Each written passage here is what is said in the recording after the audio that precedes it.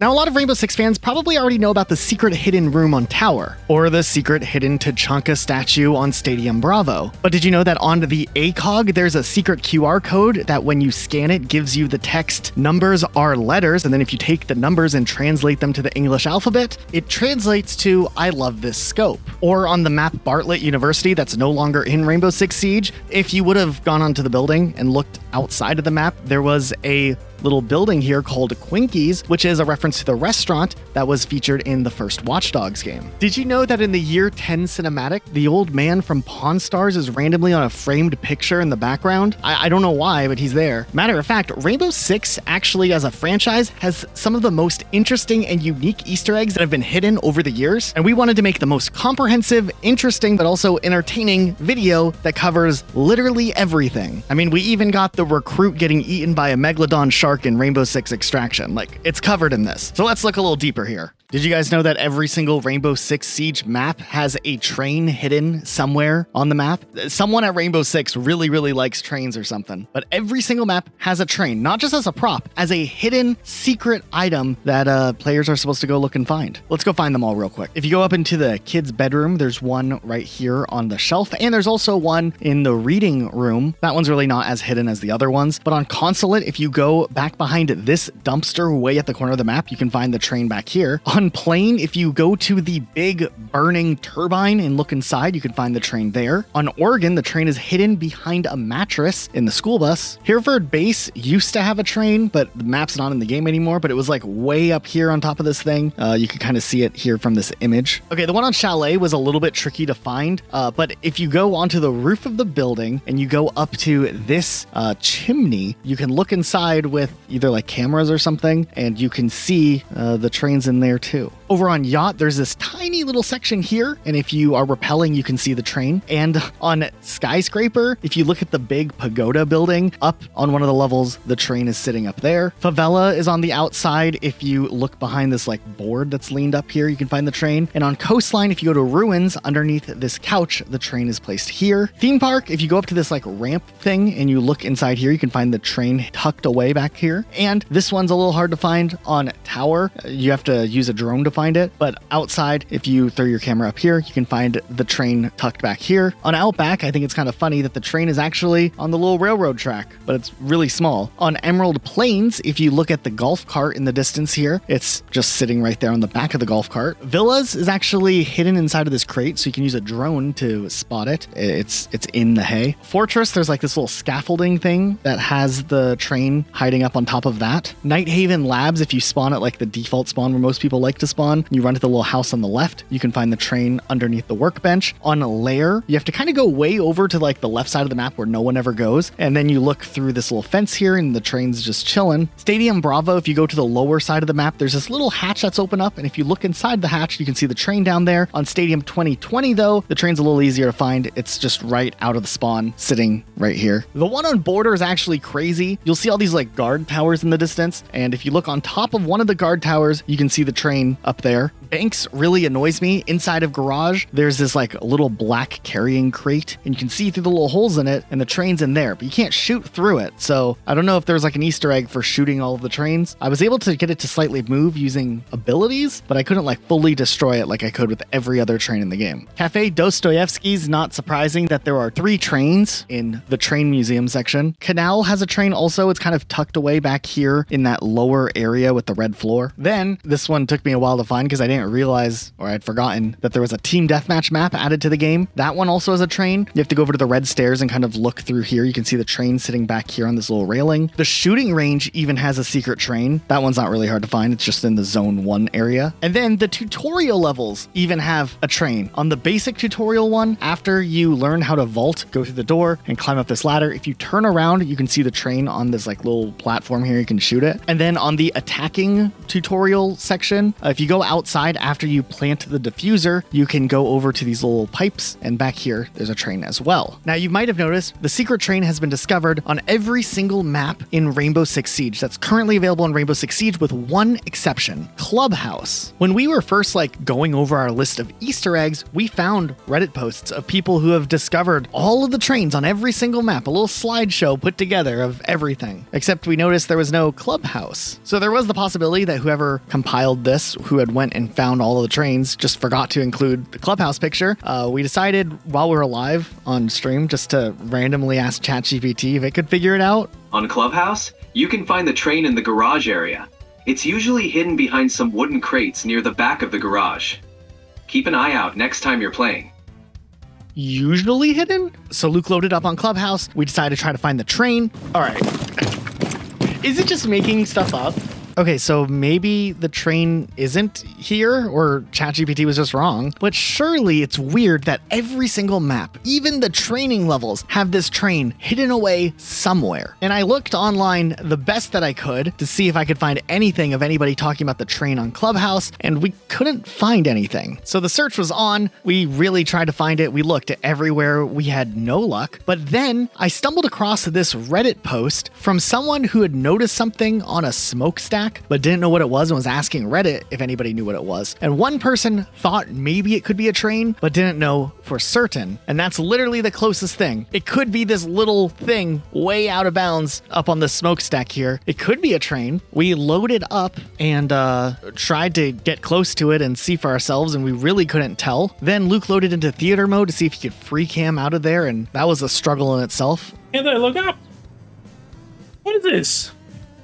Who made this? Why did they make this? But then, finally, after kind of calling it quits here, giving up, we were like, maybe we just won't be able to find it. I remembered that Zero is an operator. So I loaded up again, I played as Zero, I shot a camera on the smoke tower next to it, and sure enough, the missing train is confirmed here. So while I don't want to take credit for discovering the train, because I didn't discover the idea originally or organically, I do think I might be the first person to get a close-up image of what this train looks like. Some guy at Ubisoft must really like trains. So yeah, that's every train hidden in Rainbow Six Siege. I went through and I found them all myself after, there's been community efforts and stuff, but I went and did it on my own account, and there was no secret Easter egg. So kind of feel like I wasted a little bit of time, but that's okay. I still feel like Ubisoft should reward the people who have found all these trains. That'd be kind of cool too. But we don't have time to dilly-dally on that anymore. We need to go through a ton of other Easter eggs. So let's keep going. I don't know if you've ever noticed this on Clubhouse. There's graffiti that say something like 500 chickens. I've seen this graffiti in a couple of different places on this map, and I've always wondered what it meant. But as it turned out, in an online interview with Ubisoft, one of the developers said that when they were discussing the map back when it was created, before it was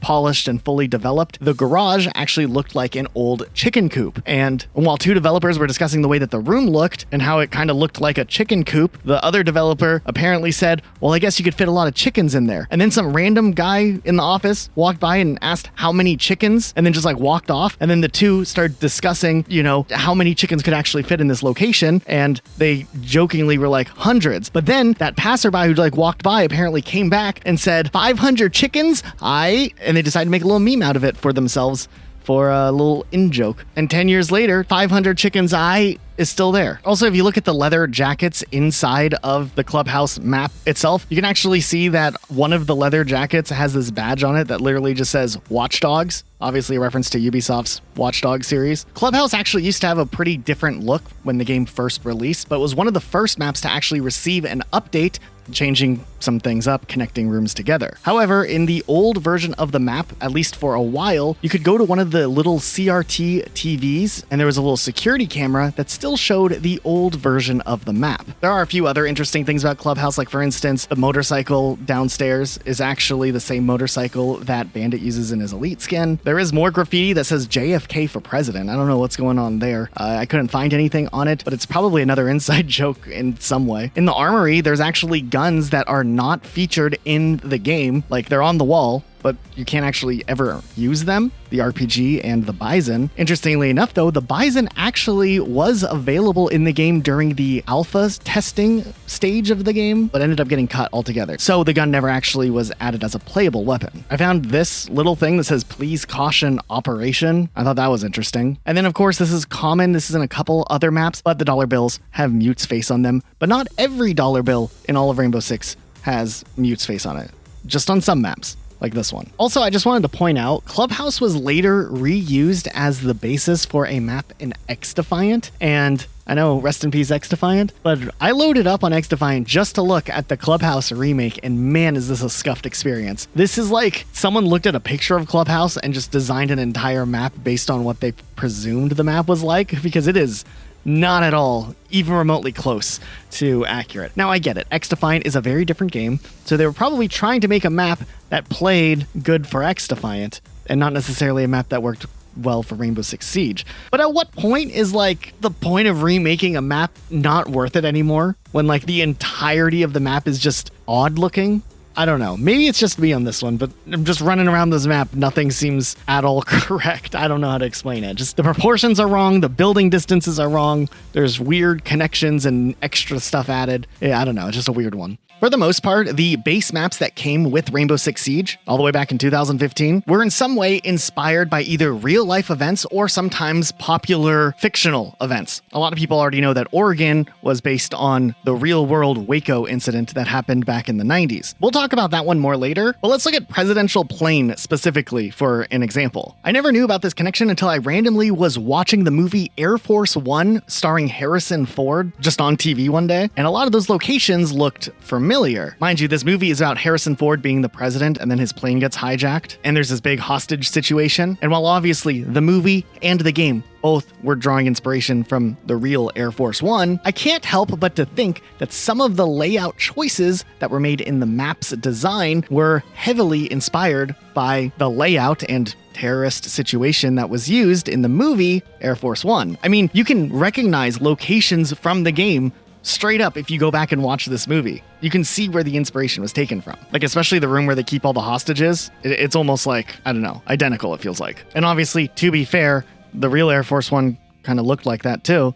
At least it did like 10 years ago. But I would say that the Air Force One plane in the movie and Presidential Plane in Rainbow Six Siege look more identical to each other than what Air Force One actually did look like. So there's something there. Also, while there's not a whole lot of Easter egg related content when it comes to Presidential Plane, unfortunately, it is likely a remake of an old map. Back in the old Rainbow Six days, there was a map called 747, and I think this served as the basis or inspiration to make Plane a map in modern day Rainbow Six Siege. So that leaves a couple of maps at least that come from older eras of Rainbow Six in some form of inspiration, and I think that that's worth noting at least. There is some more to it. There is this company called Miller Rail, which is another reference to Watch Dogs yet again. Also, when Rainbow Six Siege was releasing, Ubisoft got a bunch of famous YouTubers in 2015 together to paintball, and they recreated Presidential Plane for a paintball match. It's interesting because I don't think any of these guys play Rainbow Six nowadays, but hey, they had to get what they could get. Also, this map, while it is iconic, was used in Tom Clancy's Elite Squad, which is no longer a game that you can play, but it was there, at least for a little while. House is a pretty iconic map for Rainbow Six Siege. It's kind of a shame it's not in ranked play anymore. I feel like this was the de facto popular map in the earliest days of Rainbow, kind of akin to like Call of Duty and Nuketown or Counter-Strike and Dust 2. The rework kind of killed the vibe, but this map did have a lot of Easter eggs. Like, for instance, the Sculpt Your Body poster with the little gym center brand is actually a company prominently featured in the Watch Dogs game. In the house rework, if you go into the little bedroom that has the pink and the unicorns or whatever, there's this little toy model of a house, which is a recreation of House. But I think the old version of the house, actually. Back when Rainbow Six did the whole rainbow is magic thing, it mostly took place inside of a plane, but outside, you were inside of the bedroom, and then you would go inside of plane. It was like a Rainbow Six Inception. Across various parts of this map, there also are chibi for some of the operators. You can see Ash here. There's like a Q, a few others. They're just chilling. We found this Jaka machine. It's a Ubisoft-made video game console, but there's some interesting games here. Obviously, Rainbow Six, Child of Light, Assassin's Creed, and some game called Last Train. Also, the shower in the bathroom is kind of sexy. I mean, there's 2 shower heads. That's pretty cool. The original version of the map only had 1, so when they reworked it, they decided to up the sexy a bit. We found this that says good paper should have a good box, and some cereal called Toadies, and another cereal called Brick cereal. There's a QR code that when you scan it, just takes you to Rainbow Six on Google search. Check out this workout equipment. This one says Siege Press, and they're Dork branded weights. All of the dumbbells also are 45 pounds on every map in Rainbow Six. They're all the same weight. There's also these Siege Sound headphones and this equipment that says Siege Abs on it. It might be a reference to the game Rainbow Six Siege. If you go outside to the little slide and you take a drone inside of the slide, there's actually a balloon in here. Is this a reference to the movie It?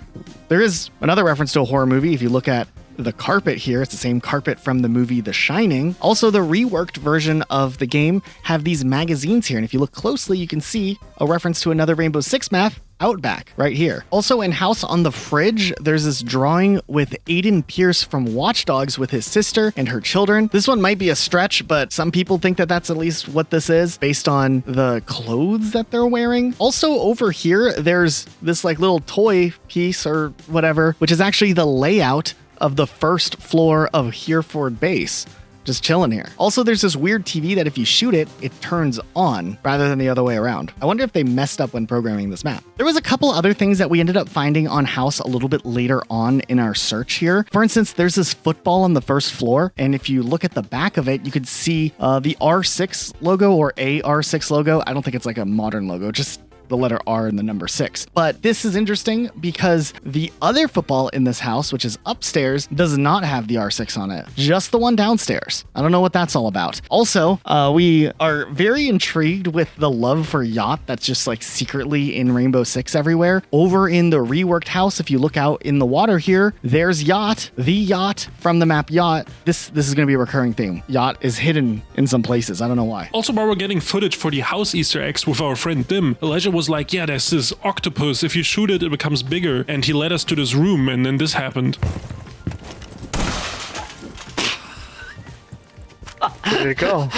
And then for a while we were like, oh, I guess it doesn't exist. Until I was playing on the old version of House, and I was like looking at all the octopuses on the old version, and I saw the small one on this boat, so I decided to punch it, and it actually became bigger. So here it is. I guess it existed in the old version of House, but not the new version. Okay, let's look at Oregon real quick. Obviously, earlier in the video, we talked about how it was inspired by the real-world Waco event. Essentially, it was a religious cult living out in Waco, Texas. They had a big compound, a bunch of illegal weapons. They had a big standoff with like the SWAT team for like 50 days. And this map was based off of that, obviously. But did you know in the original version of Oregon, before the rework, there was this bed that was a kind of a gooner bed. I don't know what's going on here. We got the tissues, we got everything. Also in Kid's bedroom, if you break this down, the text Red Room is on the wall, which is a reference to the movie The Shining, where if you take Red Room and you spell it backwards, it phonetically spells out murder. Also, across various maps in Rainbow Six, you might see like a little piece of paper that like talks about silence being golden or something. But over here, you can see this where it says silence is golden, duct tape is silver. It's much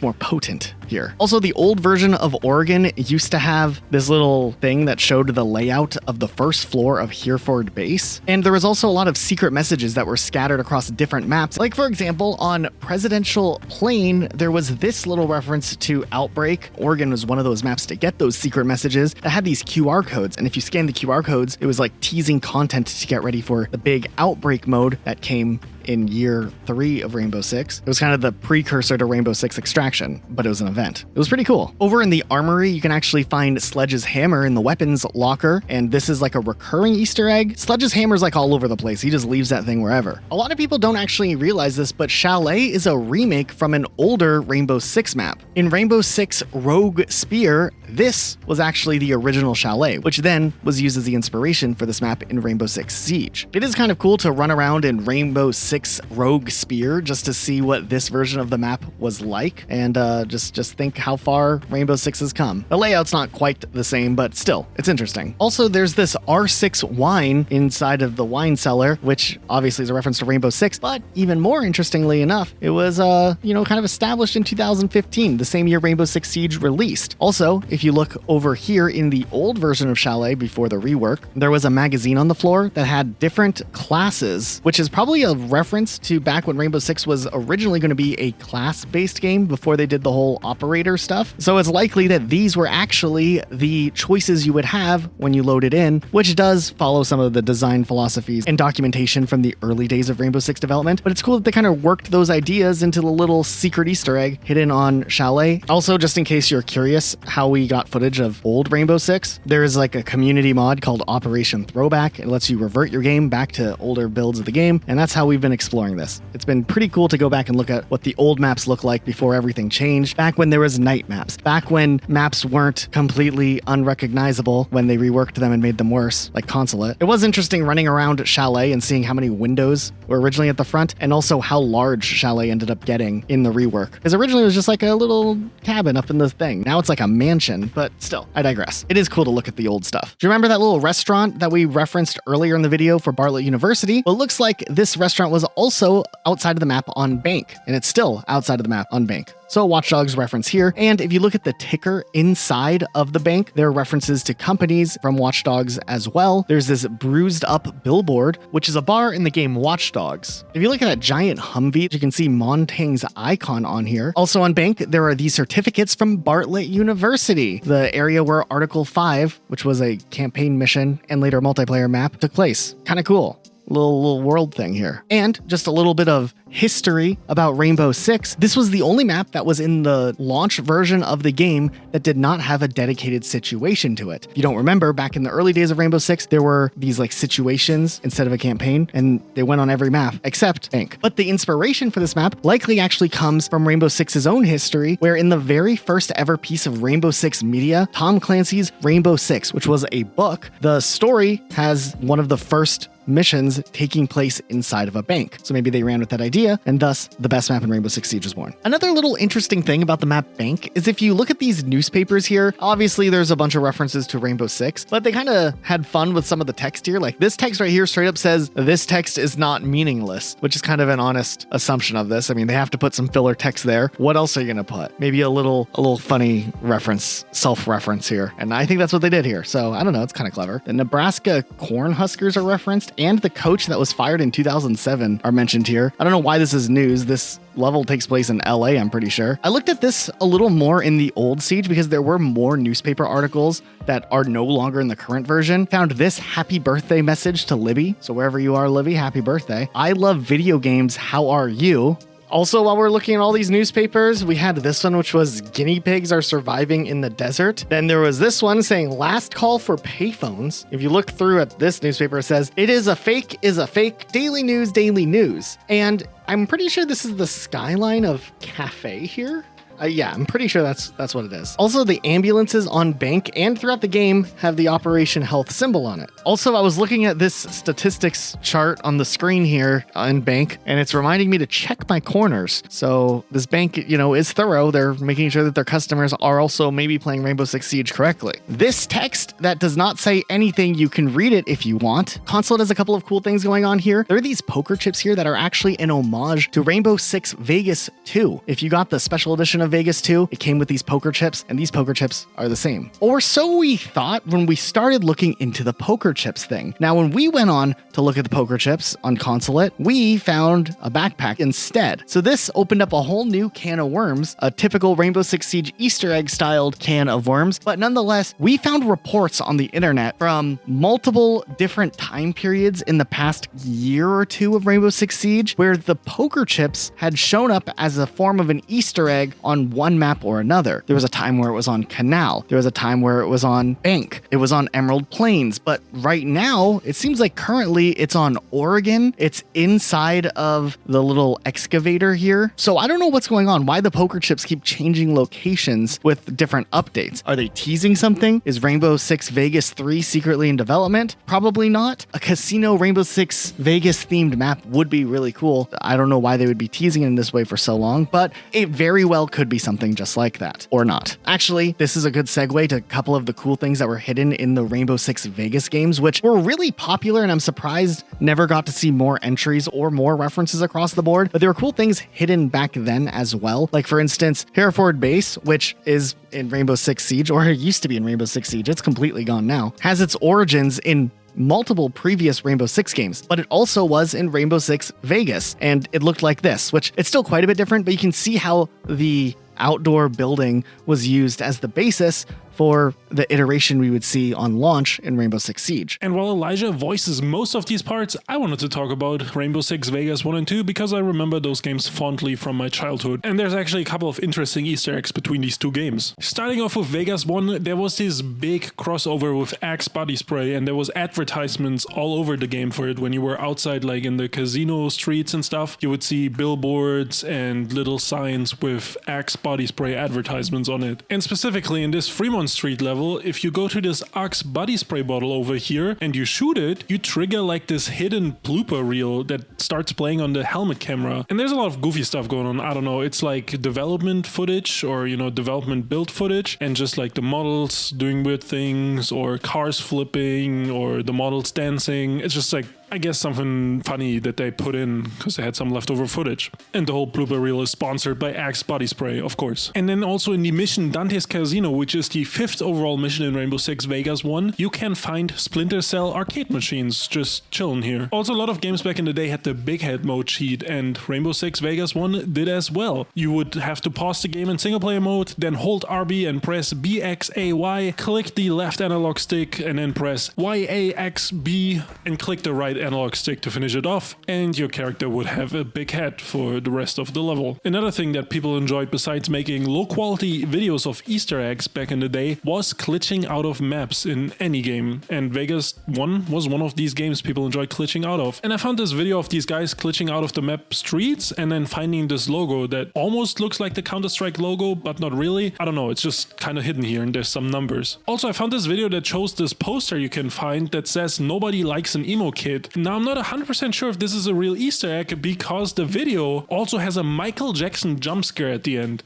and it actually got me. Now going to Rainbow Six Vegas 2, the Splinter Cell arcade machine returns, and there's also a Prince of Persia arcade machine added. Also, the name for the achievement that you get for getting 5 consecutive stealth kills is a little reference to Sam Fisher from Splinter Cell, with the achievement being named "My Name is Sam." And then also, if you guys remember, there was a convention center map and there was an MLG tournament going on, which is a crazy spot for a video game map, by the way, and kind of cool. Now, this area featured a bunch of posters for Far Cry 2 and also a fake poster for a game published by Ubisoft called Diplomat Ultimatum with the tagline "More than games, it's law." And I don't know, maybe this is a parody of something. Also in the same general area you can find this newspaper that says "Monkey cheats at poker table." Sometimes when you look under the door with your spy cam, you can listen into the conversations that the enemy is having, and some of them are pretty funny, like this one. Hey, you think someone's out there?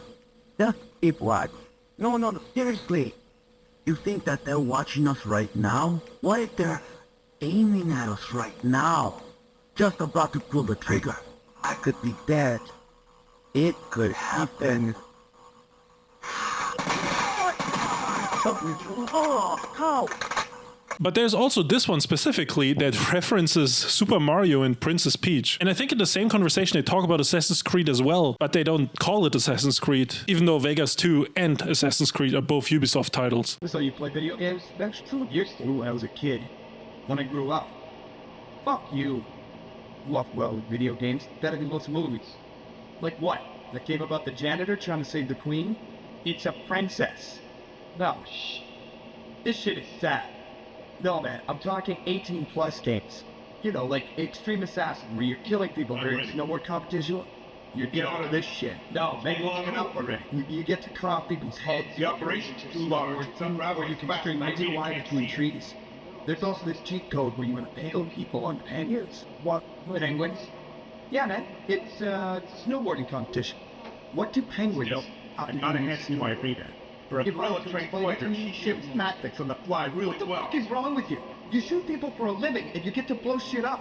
What? Yeah. But I don't get to use the snowboard. Agreed. We'll have to keep our eyes open. Also, Rainbow Six Vegas 2 had a big crossover with Comcast, and in the extras menu there was even a thing called Comcast Gifts. And if you entered the code ComcastFast, you would unlock a special event map called Comcast Event, which was a multiplayer and terrorist hunt map that you could play in. It was like a free DLC. I mean, it mostly was just a similar area to the campaign level at the convention center that also had a bunch of Comcast advertising all over it. But it was still kind of cool that you had to type in the secret code to unlock the map. Back to Consulate, if you go to the soda machine here and you punch it, you'll see a drink pop out, and it's actually Montang Dew. There is this poster here that has Mayor Rushmore from Watch Dogs, which is interesting, but if you actually look closer, you can see that the picture is like backed by the UFLL, which is the antagonistic group, the bad guys, dare I say, from Far Cry 2. So I don't know what's going on here. Also, you could see advertisement for Bruised Up, which once again is from Watch Dogs universe. Also, in the rework of Consulate, there's this toaster called Cappy Toast, and if you punch it, you'll get some toast that has Cappy Tao's logo on it. Why not? I don't know if this next one counts as an Easter egg or a potential Easter egg or a mystery that nobody solved or knows about, but this is a personal experience I had. You see, I was playing on Consulate, ranked, I think I was playing Fenrir, no big deal, but randomly I heard this noise, and I don't know if this is like a new operator I don't know about, or some weird Easter egg or a glitch. It could be an audio glitch too. But just listen to this and tell me what the sound is. I could just be like really not knowledgeable in Rainbow Six.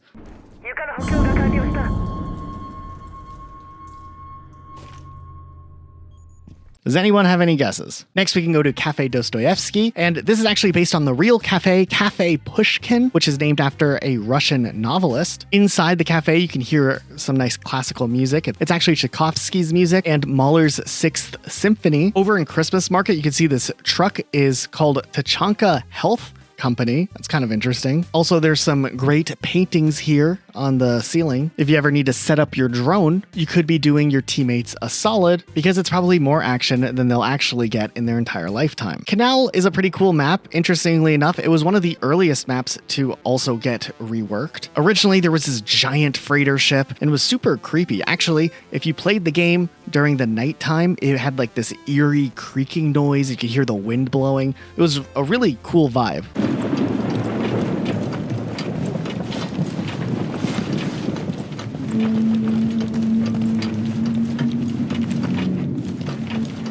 But there was an Easter egg in the original version of Kanal. If you shot an explosive at this container, you could hear like yelling and panic.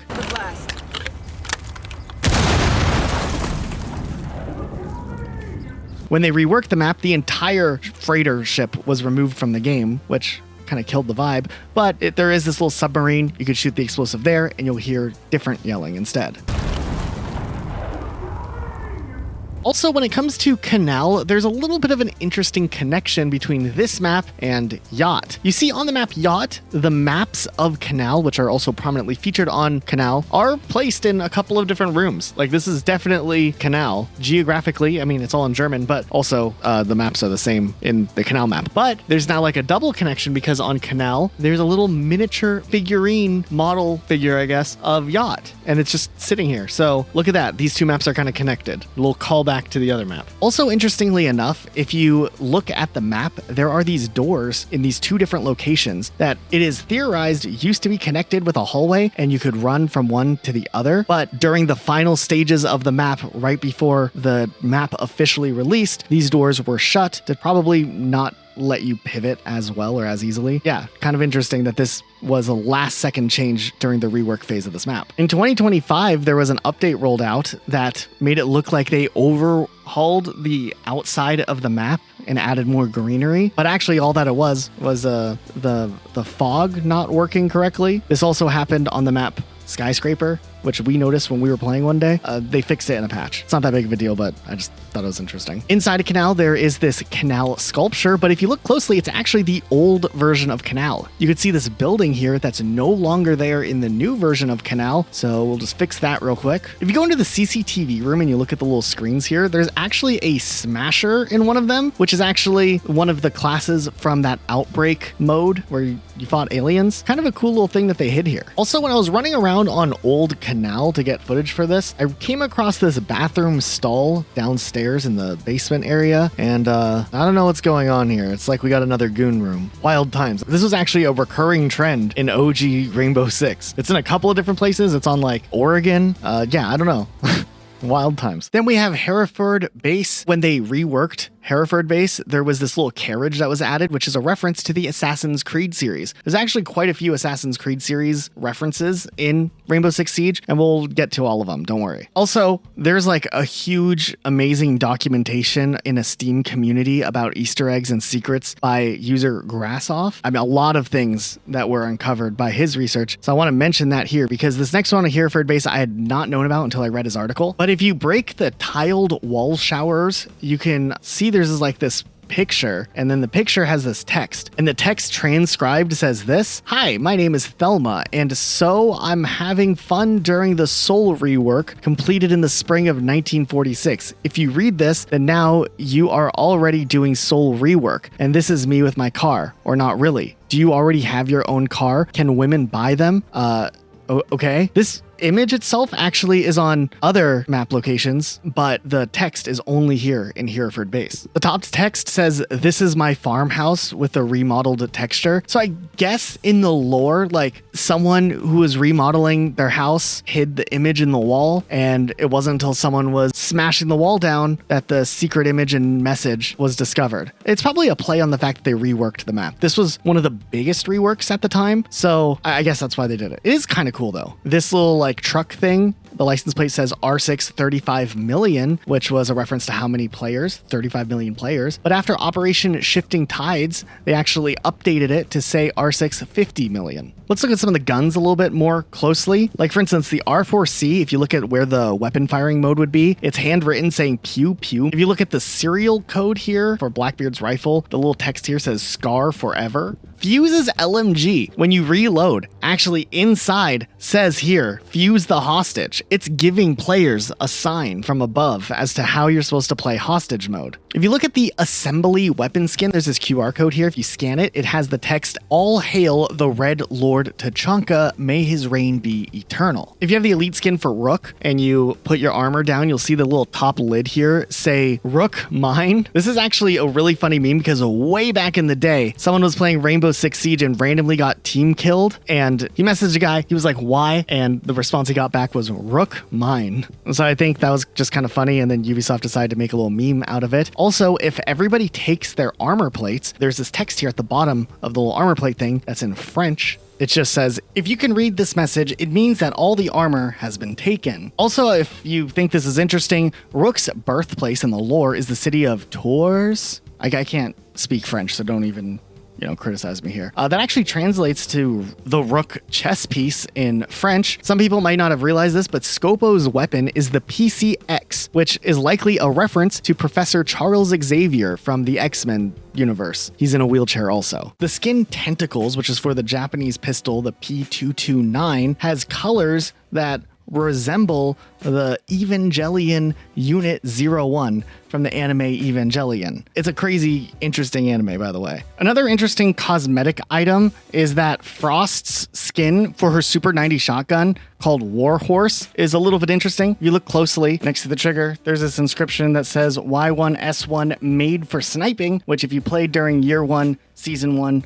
of Rainbow Six Siege during Black Ice, the Super 90 was kind of like a sniper. It was insane, the range that thing had. So they made a little reference in the form of a skin. Buck also has some inscription on a skeleton key. It's Quebec's motto here. I don't know how to say it. Je me souviens. That translates roughly to "I remember." It's like a Quebec thing. I don't know. Blitz has a cosmetic that has the famous kiss between Leonid Brezkev and Eric Honecker. Man, I don't know if I said those names right. This was like a famous graffiti on the Berlin Wall. It was really, really popular during like the reunification of Germany. So they made a little skin of this graffiti that was popularized from a photograph that was taken. It was like a whole thing like that represented fraternal trust in socialism. There's an interesting Wikipedia page on it. The lore runs deep. Okay, but this next one's actually kind of insane. There is a Mira charm that has like these cogs on it, but if you look closely, there's coordinates. So what's going on here? It also says tu padre, which is like, I don't know, your dad in Spanish. I haven't studied Spanish since high school. Someone translate in the comments. Nonetheless,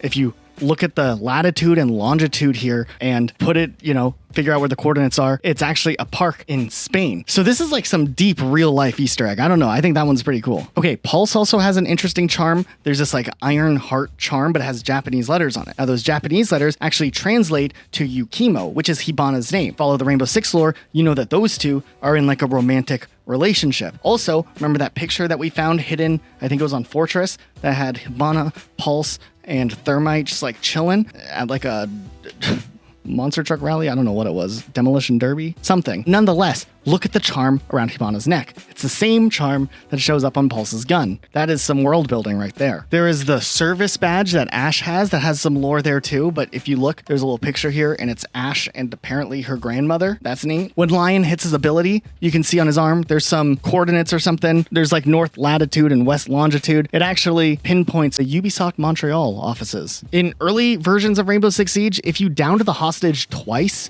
you would get text calling you a monster, and as you get your negative points on the side of the screen, kind of like the whole Ella and Zofia sibling rivalry, which is like an extra 10 points if you're playing as Ella and you kill Zofia or vice versa. Also, Fuse's elite skin actually borrows music from Far Cry 4's radio. I think that's interesting.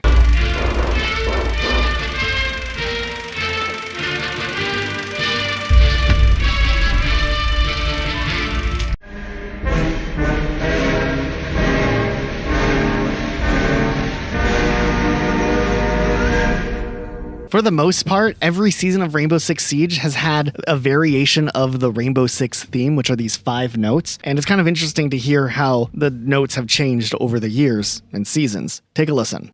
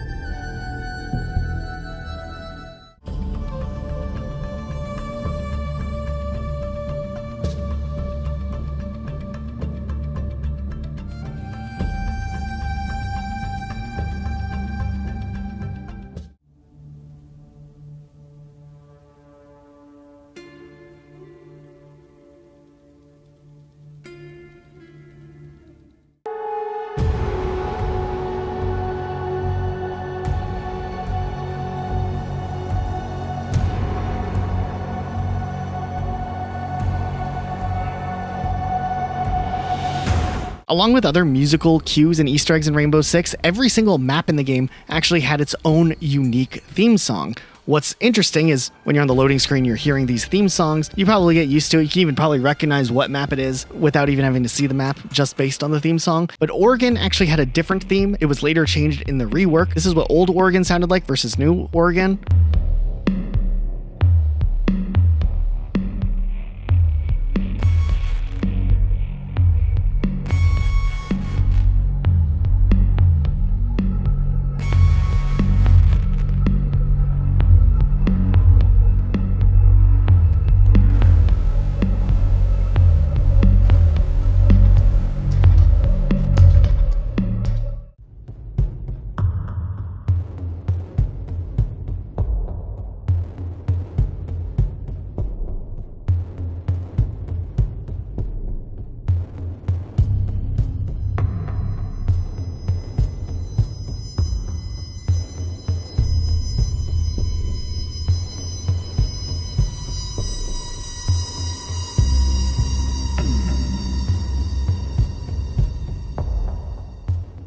And then also rest in peace Bartlet University, because that's not even a map anymore. I mean, I guess technically it turned into Emerald Plains, but still. There was a mode that was tested out that you can actually access through a little bit of soft modding offline if you're playing on an old build of Rainbow Six, called Canister Mode. I guess it was a mode they were trying out for Rainbow Six Siege, but ended up choosing not to ever implement it, and it kind of makes sense why. It was a little bit like Secure Area, except the attackers are trying to defuse a canister, and it's really, really quick to defuse. It's not like the regular bomb mode, but the catch is that defenders can pick up the canister and run around with it. The game essentially is a moving objective game where the attackers have to chase down the defenders. The default time was set to 8 minutes of defending, which I think is insane. They probably would have adjusted that, but also the idea of a moving objective sounds kind of awful, so it makes sense why this was cut from the game. There also was a cut warm-up mode. I think it's just Team Deathmatch. That got turned into Team Deathmatch later on, but it was just on any map. Okay, so far, we covered every single base map in the game, but as we know, Rainbow Six Siege was kind of innovative for its time. A game released all the way back in 2015, and they were like, we're gonna continue to support this game well beyond just 1 year like how Call of Duty normally did. Nonetheless, there was a lot of content updates after the launch of the game, and more maps were added regularly. Back in the day, you would get 4 new maps a year, at least in the first year you did. Actually, you could argue that in the first year, there was 5 new maps added to the game. Let's go in order for when each map was added in and what Easter eggs and secrets were in each of those maps as well. So the first map added was Yacht, which came in February of 2016 as a part of Year 1, Season 1, Black Ice. Surprisingly enough, there's not too much going on Yacht, even though I absolutely love this map. If you go to the top of the ship, though, your location that's in the bottom of the screen that tells you where you are on the map actually changes to King of the World, which is a reference to the movie Titanic. Also, there are some more Bartlet University certificates in this Yacht as well, which is kind of interesting. Also, I find this very interesting, but a little bit random. Yacht itself is named Acklark. However, originally when the map first came out, it was referred to as Boreal, but it would be changed in the update 2.3 for whatever reason. I don't know why they changed it. Also, I found this super interesting, even though a lot of people might not, but with the name change to Yacht, I find it kind of interesting that they did everything. Every instance of Boreal was renamed, except these blackjack chips right here still have the letter B on them from the original time when this was Boreal, even though they updated everything else. I think it was just something that was overlooked. It's not that big of a deal, but I do think it's kind of interesting that there is like one small minor remnant back when this boat was named Boreal instead. Also, not really an Easter egg, but kind of cool. When you reinforce walls or you put a deployable shield down, they get this cool snow effect. Now sure, Yacht might not have as much going on, but in Watch Dogs 2, they made a reference directly to Rainbow Six Siege by adding in a yacht and then naming the yacht Tachanka. So it's like a double reference here.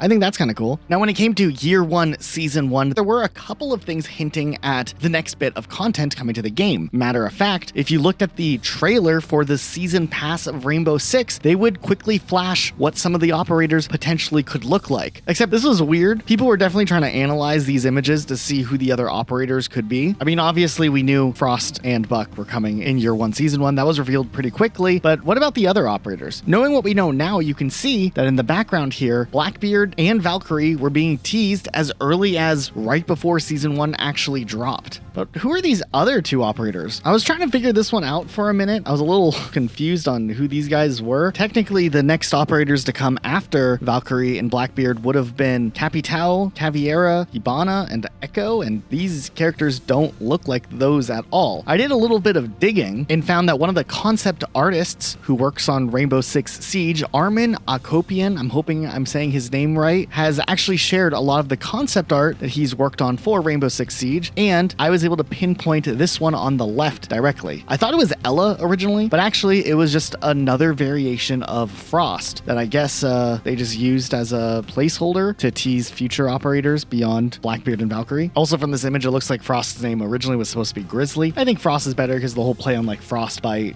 her ability bites. That's cool. This other operator, though, you know what? I'm pretty sure it's glass. There's concept art also of glass, and I think it's mirrored, and it looks like it lines up. So yeah, they were just using placeholders. But the other two, Valkyrie and Blackbeard, being teased pretty early on. But then I did even more digging, and this is where things get absolutely wild if you were a Rainbow Six fan back in the day, and I am pretty sure most people don't even know about this. If you go through the early trailers of Rainbow Six before the game even came out, there's a lot of weird oddities you can pick up. Like, for instance, I was watching one of those Idris Elba commercials that he did for Rainbow Six for its launch. These commercials came out in November of 2015, and they're like trying to explain the games and the operators and whatnot. And we came across this shot where you see the attackers in bank. And do you notice what's wrong with this shot here?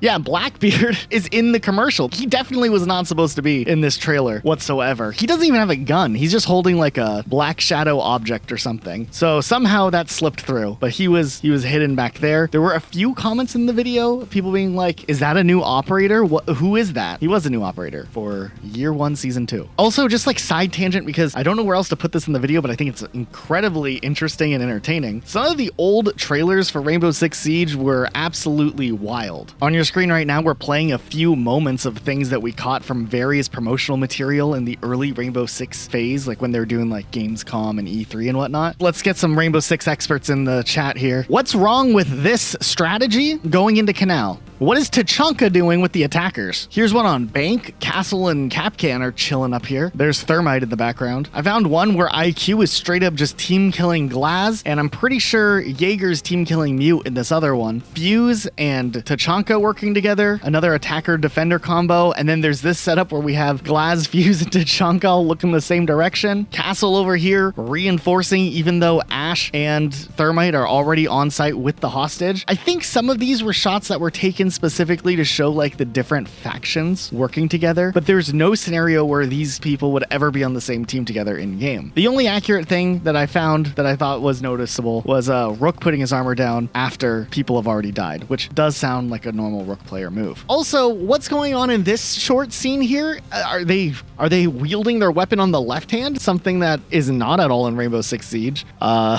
don't know. This is wild. Let's move on to Border, which was the second map released in Year 1 Season 2's Dustline season. And once again, the search was on. Now, of course, people knew what location the operators would be coming from. That wasn't as much of a mystery. But if you look at the calendars that are scattered around this map, you can see Favela, which was the map that would come in the 3rd season of that year. This one is actually still in the game to this day. You can still go onto Border and still see a picture of Favela. So I think that's kind of a little neat thing that they hid there. There are a few other interesting Easter egg related things on Border. For instance, if you look at the paintings on the wall here, this one looks like Ash. This one might be Thatcher, I think. But if you go inside and you throw a drone up on this vent, and you drive your camera and then you look down, there's like a miniature copy of those same exact characters, plus one extra one. I don't know who this is, maybe Thermite, standing there, and it's just randomly here for some reason, but it's a secret. Also, the bathrooms in the Border rework had their doors removed. I don't know why, but I find that a little disturbing maybe. I mean, whatever, dude. It's Rainbow Six. They're savages anyways. They don't need doors when they're squatting toilets. The next map to release was in Operation Skull Rain, which was the map Favela, which, mind you, the reveal trailer for this map was insane. Look at this Tachanka strat that they're doing. They got Tachanka just mounted here, shooting out of bounds through this open wall. I don't know what this strat is. It's definitely something a pro league champion would do, but you can't mount the Tachanka turret anymore. But I mean, this is an insane strategy. So this Easter egg that comes on Favela is a little bit interesting. You might notice that throughout multiple different maps in Rainbow Six Siege, there are references to someone named Hugo, and obviously we have graffiti here that also references Hugo. Now, if you've played on other maps in Rainbow Six, you might notice like the cigar company is like Hugo referenced. There's a lot of Hugo referenced in R6. This is because one of the environmental artists who has worked on Rainbow Six did a lot of the design for a lot of different maps across R6. So, of course, there's going to be some subtle references here and there for Hugo. In this case, we get some graffiti, which is interesting, but I have a feeling we're going to see more Hugo-related Easter eggs in the future. Similarly, there's these turntables here that have like a reference to like a DJ Alina or something like that. This also is a reference to another artist who worked on Rainbow Six, Alina Ivanchenko, and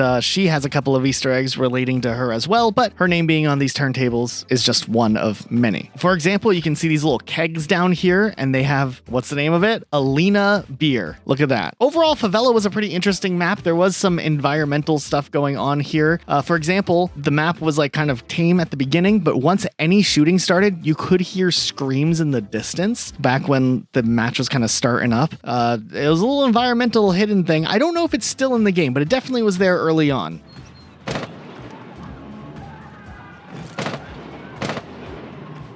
Favela's gone through a lot of changes, obviously. I mean, at the beginning, it was a very, very completely different map. Then they just essentially deleted the map, but kept the outside part and put a different building in its place. And that's the Favela that's in the game now. There's a pretty good Easter egg, though. If you push the soccer ball into one of the goalposts here, you'll hear the word goal yelled at you. Listen to this.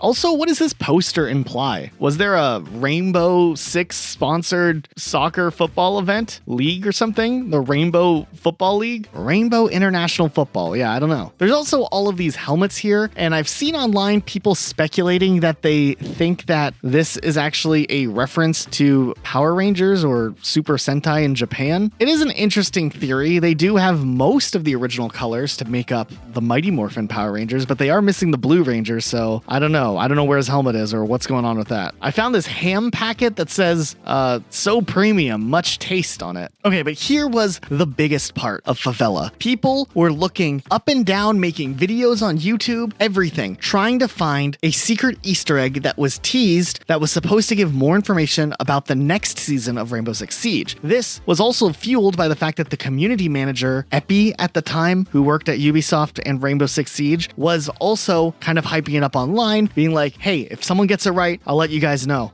But yeah, find the Easter egg. There's something hidden there. Now, people were hyped. Now, it wasn't a huge surprise that the next season was going to be in Japan, because the roadmap that they had already released had showed that there'd be 2 Japanese operators and a new map in season 4. But hey, any information would gladly be taken, and the community went wild. And if you've played Favela, you know that this map has a lot of intricate details, random details, pictures of people, different things all over the place, and people were really trying to crack the code here. This was probably the biggest, most hyped up Easter egg. I mean, the community manager was definitely interacting with the community on Reddit and having fun hyping up the mystery a bit. So people wanted in on it. They wanted to know what was hidden away here on Favela. So the community was searching. They were trying to come up with anything, everything. But one user actually pointed out that these numbers didn't look like a phone number. They actually looked closer to coordinates maybe. And when entering the coordinates, people were looking at the map in China, which we already knew the next map was Japan, so that couldn't have been it. However, one other user thought maybe you're supposed to follow the longitudinal line and see where it could possibly intersect with Japan, and realize that maybe Nagoya, Japan was a point of interest. So now we're getting somewhere. So what's the secret Easter egg? Where does this lead us? I mean, this thing was hyped up, and the community manager responded and said that nobody really found it, but some people kind of got close, and that the big secret was that the coordinates, if you followed the longitudinal line, lined up with Nagoya, Japan, and that the next map would take place in Nagoya, Japan. That was the whole Easter egg. You know, it's fine. It's a cool little tease, but to set up like a big Easter egg, knowing the community is going to like do a big mega thread on Reddit, and people were going to like be spending hours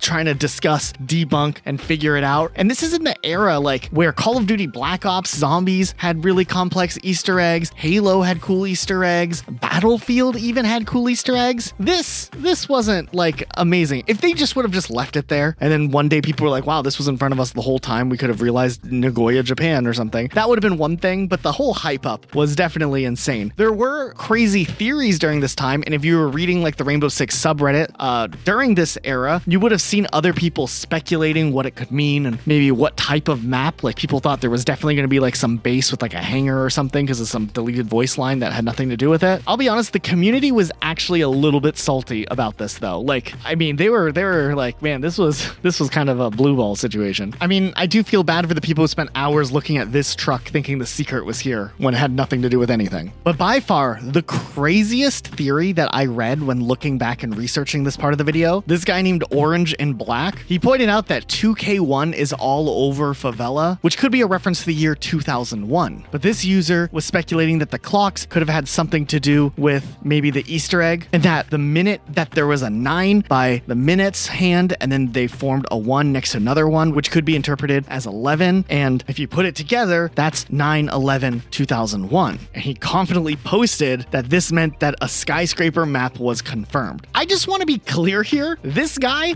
did not solve any Easter egg. There is zero chance that this was a reference to the next map. He just put anecdotal evidence together and randomly guessed the next map perfectly. And nobody has talked about it since, because this is like a dead Reddit post from 9 years ago. Like the thread was already buried by the time Skyscraper was announced. But this dude had it on the money with his crazy tinfoil hat conspiracy, and I think that's hilarious. I wish more people knew that this actually happened. I also think he was like kind of joking, because he would have like some sarcastic responses when people were trying to tell him that he was wrong. So I think he knew it was a crazy tinfoil like shit post he was making here, but that makes it almost better. Then there was like some other people like with some great comments relating to this and how some people really wish there was a Skyscraper map in the game. Little did they know. But then after all of that, and everyone was just disappointed when Epi made more posts being like, yep, that's it. Nobody really figured it out. We were so clever, except, you know, those guys totally did figure it out. And he kind of just was like, no, they didn't, but they did. Nonetheless, he left people with this, kind of posing the question as to whether or not the next map will have another secret that players can go and look for to get more information about the future of Rainbow Six Siege. So the hunt was on again when Skyscraper finally came out, and I think people would be pretty disappointed, because after Skyscraper, that was the end of Season 4, there was actually a lot of questions as to what the future of Rainbow Six would be like. I mean, people hoped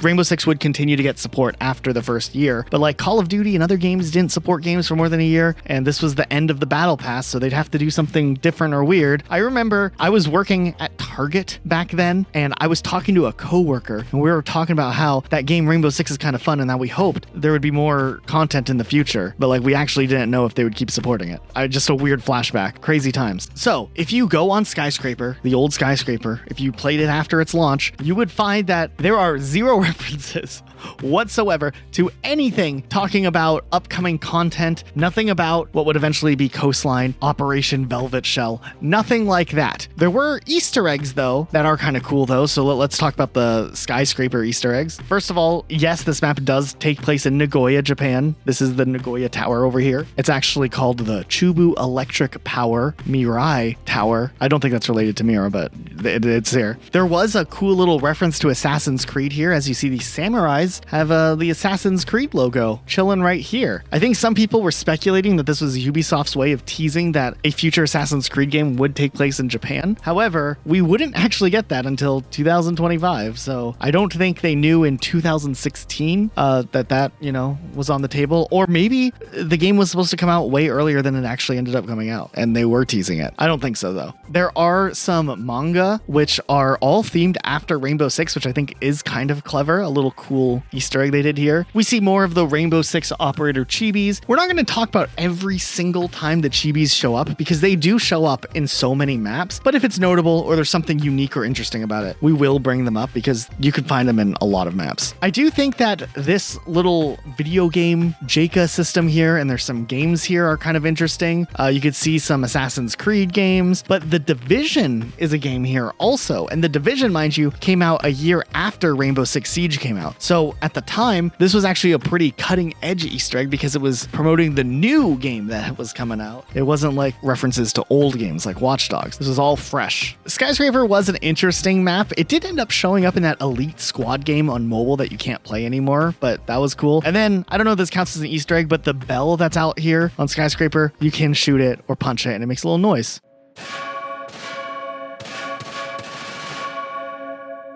That's cool. Okay, but here's something really interesting. Skyscraper wasn't the only multiplayer map added in Operation Red Crow. The prodigal son returns in the form of Bartlet University. Now, Bartlet University obviously wasn't a multiplayer map originally. It was Article 5, it was a situation, it was like a co-op campaign level essentially, the only real standalone campaign level, but they decided to turn it into a multiplayer map and add it during this, season that already had a map. And while the map is no longer available in Rainbow Six Siege, you can't play it anymore, you haven't been able to play it for years, there are some really, really interesting things. And this was like part of the whole reason I ended up going into Operation Throwback, really. I wanted to get a closer look at a map that I can't even see the modern version of. I wanted to see what this map was like and what was going on here at least one more time. Also, I just want to point out that the R6 community wiki page is incorrect about Bartlet. It said that when Bartlet University was added in as a multiplayer map, it was only in quick match. This is not true. I have very, very vivid memories of losing matches in Bartlet University ranked play. They threw this map straight into ranked, and it was there for a couple of seasons before it finally was removed from rank. Then it was in casual only, and then eventually it was removed from casual, and then it was a private match only, and then it was removed from that too. So what do we have on this pre-Emerald Plains Emerald Plains? Well, there's these paintings here inside of the map here, and there's a lot of different paintings and pictures and stuff, but some of them have these little nameplates, and there are a couple of interesting names that you can see here. But I found this name, N. Saucier, who painted a lot of the paintings. I speculate this could be a reference to Jean-Philippe Saucier, who was a senior world level designer at Ubisoft Montreal, though he doesn't have any credit on Rainbow Six Siege directly. He did work with Ubisoft though for 9 years on all of Ubisoft's titles, so it is possible that he was making assets that maybe got used in Rainbow Six Siege. That's just speculation at this point. But there's this statue that I find very interesting here. We have this Hugo statue. Interesting that they put a statue that has a character originating from Spain here. Could this be a tease to the future content that's coming to Rainbow Six Siege back at this time? Because the next map was Coastline in Ibiza, which is Spain, with 2 Spain operators. There's also this other statue that has Elena's name once again, the other artist who had her name all over Favela. Also, I found this license plate when I was playing through that said Fox from Box on it. I was really confused what this is. I did a little bit of digging and turns out that that's that Elena artist's online handle sometimes. So she's just kind of slipping it in there as a little joke. But things get really weird on Bartlet University. There's some more things going on here that we need to look at. So inside of Bartlet University, I was looking at all of the different paintings, and there are a lot of them, and this one in particular kind of looked familiar. I couldn't quite figure out what it was until I took a closer look and realized that I think I recognized that location from another location in R6. This is Border, isn't it? Yeah, that's definitely Border with some people photoshopped in front of it. Then right next to it, there's another one with, I think this is Consulate. Then I ran around some more and I found this one that is the map Chalet.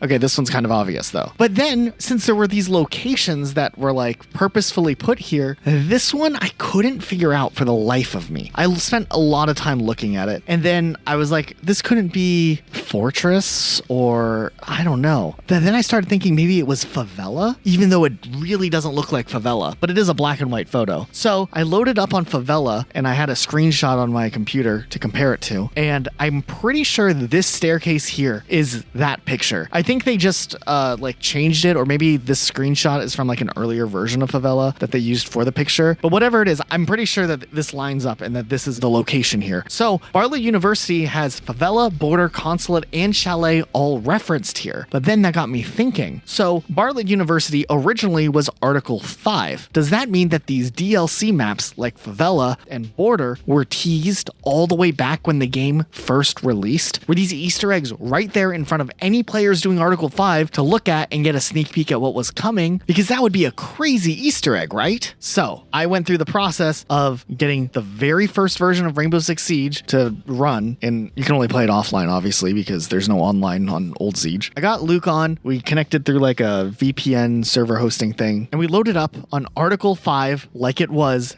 day 1 Rainbow Six Siege. And this is weird. So in itself, there's a couple of things, since we had already looked at Bartlet University for for this video and acknowledged the Easter eggs, I went and looked at some of them again, like the statues that had references to Hugo and Alina, and both of the statues in this original version have completely different names on them. I later loaded into developer mode, which there's a mod tool to look at like the developer toolkit builds of the maps. It just makes it where there's no like smoke effect in this base version. And besides the fact that there's no skybox yet, interestingly enough, these names, you can see them a little clearer in this version, but I don't think they're any real names, just placeholder names maybe. I did try to cross-check them, but I couldn't find anything. The one that later was changed to Hugo was originally also from Spain though, so that makes me think that it's more of a coincidence than an actual Easter egg. But we're getting off track here. What about those paintings? Well, we went into Bartlet University and looked, and the paintings were not there. There were just different paintings in that exact spot, which means that when they were working on making Bartlet University a multiplayer map, they went in and they changed some of the paintings to have references to other existing Rainbow Six Siege maps. It was a little bit disappointing, but I do think that it is still interesting that the map was reworked from when it first was being implemented and designed for Article 5, and like little decorations and things were changed. It's also worth noting the original version of Bartlet for Article 5 did not have a staircase in this room. It was just a ladder to get up to the upper floor of library, and when it came as a multiplayer map, it did get a staircase. Also, this room here has no staircase in the original version, but when it was updated, they added a staircase, and that staircase, while it was flipped around, is probably like the last remnant of Bartlet University that's still in Emerald Plains. So I don't know. I just think that that's fascinating. At the same time, there were a couple of other little changes, like this wall being further back and the names on the taco truck being different. I don't know what that's all about, but yeah, they did update that as well. Now, when they made the update to bring all of these changes for a multiplayer version of the map, they did go back and change Article 5 to include those updates. So if you played Article 5 after Red Crow, the staircases were there, the ladder was not there, and the new paintings were there. But if you played Article 5 before Red Crow, it was like this old version that we're talking about here. Article 5 got neglected over the years, like things were just not working well when they added more and more operators. For instance, Nock would use Ash's lines for some reason. I guess they forgot to record it, and some operators had no lines for Article 5 because they just forgot to have them recorded, or they chose not to have the voice actors record it. Also, in the lore, Nomad is missing a finger, but on Article 5, she has all of her fingers. Just kind of a weird thing there. Nonetheless, Bartlet University was an enigma for its time. It wasn't a very good multiplayer map, but man, do I wish it was still in the game and we could still play it at least sometimes. It's like Yacht. You know, Yacht's not the greatest multiplayer map, but it's still fun to go back and be like, man, this was Rainbow Six Siege, for better or worse. Okay, year 2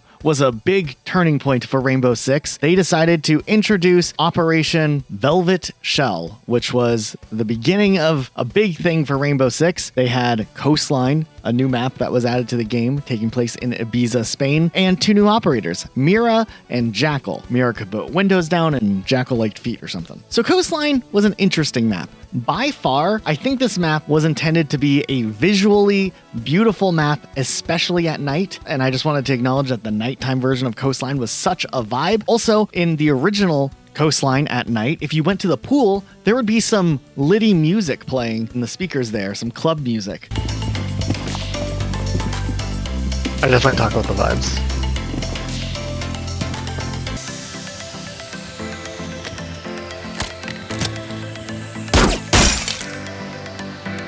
They already nerfed it. That was really cool. They ended up removing the music here. At least the Rainbow Six wiki says the music's not there anymore. However, I don't think this is completely accurate because I've definitely heard the music that used to be outside by the pool play during the daytime version of the map inside the kitchen. So if you pay attention there, you can still hear the old remnants of the better version of Coastline.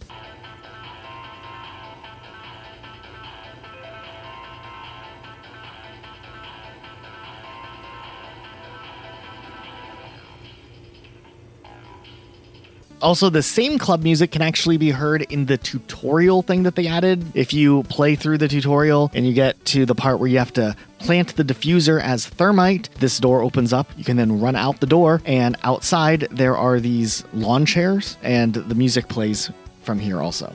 So Coastline's music lives on. But there are a couple of interesting things here on Coastline. There's this pool table that when you actually hit the balls and they go inside of the holes here, the little thing lights up. That's kind of cool. The other pool tables in the game don't do this. And there are a lot of pool tables in Rainbow Six Siege. I don't know if you guys have noticed, but almost every map has a pool table. There are a couple that don't have pool tables, but you will be surprised how many actually do have pool tables. Like more than 10 for sure. Also, if you hit the white ball into one of the holes, that'd be like a scratch and real pool, the white ball will actually respawn on the table, which I think is kind of cool. Like real pool, how you would take the white ball out and whatever, however pool works. What else do we got here? There's these cool candies over here on the counter, or at least I think that that's what they are. And then the biggest, probably most obvious Easter egg that comes with Coastline is that if you look in the distance, you can see a yacht rolling around, and that yacht is the same yacht from the map Yacht, or it's the same layout. At first, I didn't think it could be the same one because of the size discrepancy, and maybe it's not to scale necessarily correctly, but also the yacht from the map Yacht does look really massive because of all of the ice like stuck to it, making it appear kind of bigger. But I do think that maybe the scales are a little bit off here. Nonetheless, a cool little, nod or callback to a map that I still think gets forgotten a lot about. Now, if you were around during year 2 of Rainbow Six Siege, you would know that year 2 was kind of a weird and wild year. Like there was so much happening and changing very quickly in a very short amount of time. Right before all of that, there was nothing. So the year 2 roadmap was released, which obviously showed off the whole like Spain thing, but there were 3 other things planned for year 2. There was going to be a map set in Hong Kong with 2 Hong Kong operators, a Polish map and 2 Polish operators, and a South Korean map with 2 South Korean operators.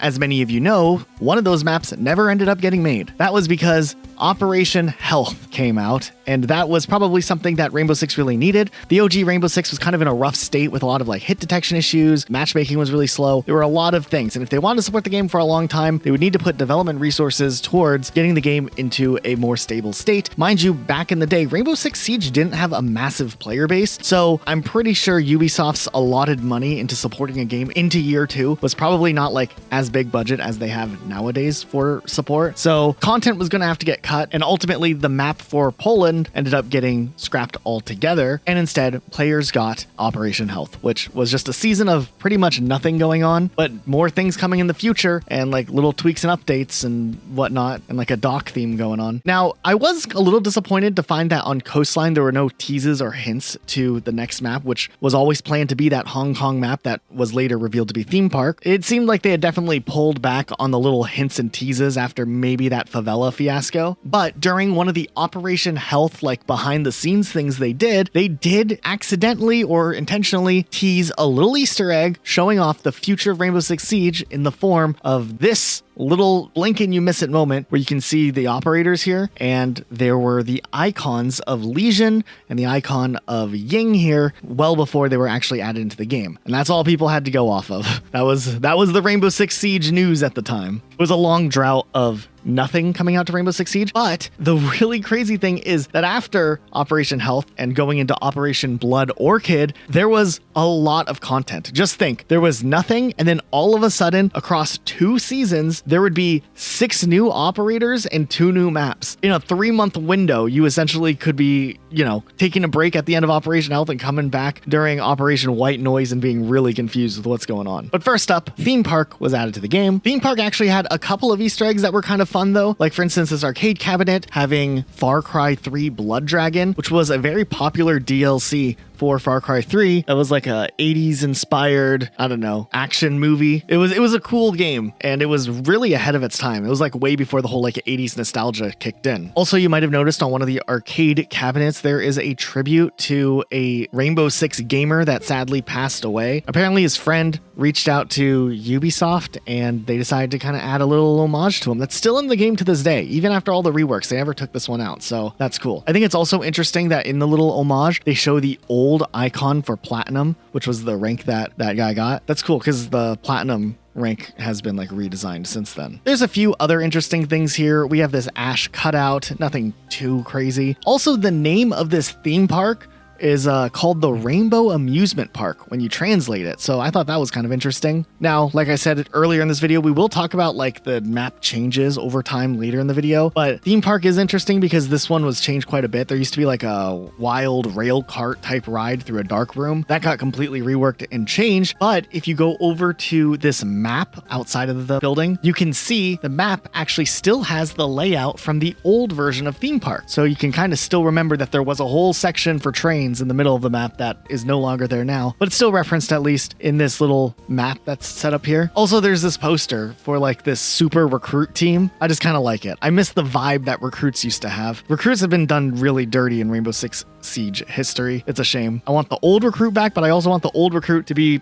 playable and ranked. I mean, the new ones are fine, but like, let us look like the old recruit. There was just some charm about this. Also, just while we're talking about theme park, old theme park did have an Easter egg that ended up getting removed from the game for some odd reason. If you went into this room here and you went over to this corner, there was a, I don't know, like a dedicated goon corner or something. I don't know. Look at all these pictures. They got a little bed set up here. Yeah, maybe it was better they removed this. Next up, we have Operation White Noise, which would introduce Dokkaebi and Vigil to the game. And this one actually had a really cool Easter egg, which we kind of teased earlier in the video. Some people know it, some people don't. But if you break this container here, and it can be a little bit confusing to break or hard to break, but if you break it enough, you can throw your drone in it. There's a little secret drone hole here. And if you drone all the way in through it, there's this little like projection on the wall using shadows to recreate the box art logo of Rainbow Six Siege. Why this is here, I don't know, but I absolutely love this Easter egg. I think little secrets like this really just bring a lot of life into the game, and I don't know, it's just clever. It's a clever little hidden Easter egg. I think a lot of players went years without even knowing this was in the game, and I think it's cool. So kudos to Ubisoft for hiding this one in there. There are still a few other things that were hidden on Tower though with the addition of Operation White Noise. Like for instance, there's more chibis all over the place, something that they kind of recurringly added over time. We have that Ubisoft birthday cake again. Also, there was this like toy that I mean, it looks innocent enough, but like I don't know what's going on here, what the story behind that one specifically is. And then in honor of Rainbow Six Siege getting like 20 million players, they set this thermostat here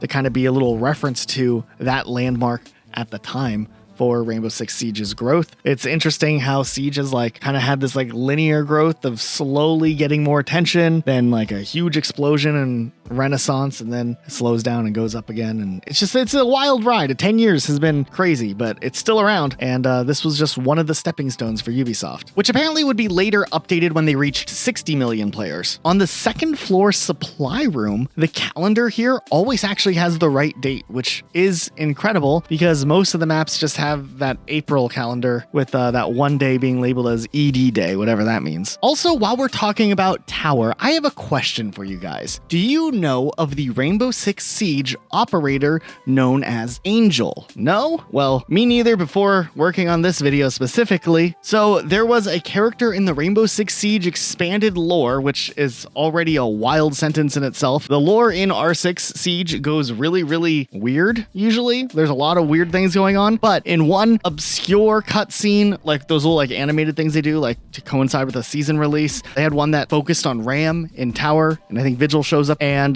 there was another operator named Angel, and she was, I guess, a recruit that was going to graduate out of being a recruit and become a real operator in the lore. She's dead. She dies here. It's not like anybody cared about this character, but they did a little memorial for Angel, I guess, here on Tower in an update after this happened. I don't know. I think it'd be more interesting actually if they just killed off real characters, like real operators you can play as. It doesn't mean that they can't keep having the operator playable in game just because they kill them off in the lore, but I think it would add a little bit more impact if they had like a story going on. I don't know. It was weird they had Ash in a coma because in all of these cutscenes, no one ever dies, ever. No one who's an operator, at least. They have plot armor, and it makes the stakes always really silly. Because if they're not an operator, you know they're probably going to die. And if they are an operator, they're not They're not going to die. So yeah, I don't know. They should just have let Ash die or something. I feel like that would have been way more potent. You could still play as her in the game. They didn't have to remove her or something, but I don't know. Okay, so after year 2 concluded with White Noise, it was clear Ubisoft was trying to find the right balance for Rainbow Six Siege content so that they were adding more meaningful and intentional content rather than pumping out a bunch of stuff that didn't work well. And I think maps were probably one of the bigger undertakings to design and stuff, because moving forward after year 2, they continue to kind of pull back on adding new maps to the game, slowing things down a little bit. Obviously, they went from 4 maps in year 1 to 3 maps in year 2. Year 3 would actually only see 2 new maps, 1 overhaul rework, which almost was a new map, and then 1 event that had some new like locations in it, but wasn't for competitive play. So let's look at this with Operation Chimera, starting off year 3 in 2018. And this was a big deal because they decided not to do like a regular multiplayer styled update. They did an event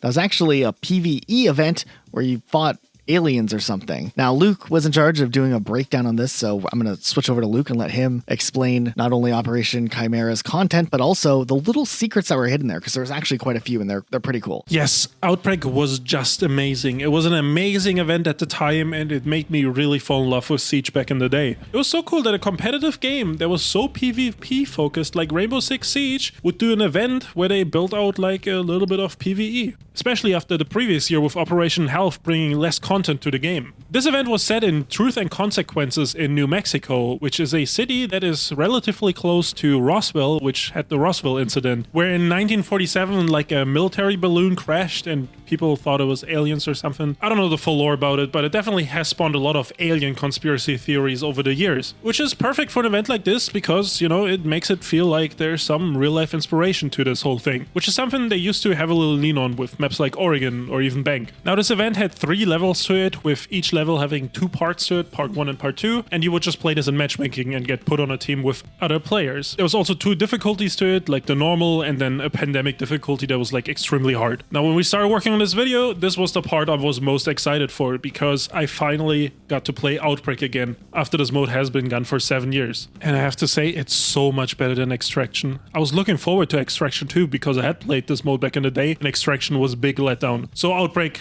was just so cool to relive again. And with a mode as cool as this, there was actually a lot of little Easter eggs and details that we noticed along the way. First off, in the beginning area, you can see the Operation Health logo once again on the ambulances, which is something we pointed out on Bank earlier. Also, our Northdale Street and Northdale Street intersecting at this corner. What's going on here? Also, you can buy some homemade ice cream. And across the street from that, there's this little UFO souvenir shop that has like a blow-up alien and stuff, which will be a recurring thing in this whole mode with lots of like classic alien imagery showing up. Also, there was like this SWAT officer that was from the LCPD, and we're like trying to figure out if this was like a recruit skin or maybe this is like the cancelled elite recruit skin people were always wanting to have back in the day. Also, will Jaeger ever be able to have kids? This doesn't look too good. Also, another thing that was unique and interesting about this mode is that you can reinforce as an attacker, and you could even barricade as an attacker, and both the reinforcements and the barricades had like Outbreak themed designs to them. Also, we noticed a Sapo thing popping up a couple times and we were wondering what it is. This is something that will come up later on a different map, so more on that later. Also, this juice machine had a rainbow graffiti on it, and then we're looking at the Serial O box and we're trying to figure out if this is an Assassin's Creed character, but none of us know the old Assassin's Creed games well enough to know if this is one, so maybe there's someone in the comments who knows. Also, we went into this bathroom and we noticed that someone had died on the toilet while reading a book. Very unfortunate. Also, Elijah called me to this room and said that this painting is of an average Siege player. I'm not sure what he meant by that. There's also these ketchup bottles called Hein Ketchup made from tomatoes, which obviously is a parody of Heinz Ketchup. But why did they misspell tomato? They think they're gonna get sued if it says tomato on it? I don't know. Then you can find multiple Prestige National Bank ATMs across the map, which is the bank from the map Bank. Also, this medical equipment was called UbiMed 100-500, obviously a Ubisoft reference. Then also this whiteboard had a little UFO drawing on it. And then there was also more ads for the Prestige National Bank, which again is the bank from Bank. Also on this like board with like the virus and stuff, it said Ubisoft on one of the sticky notes. Also, there was a Finding Nemo reference with this shark drawing on a whiteboard.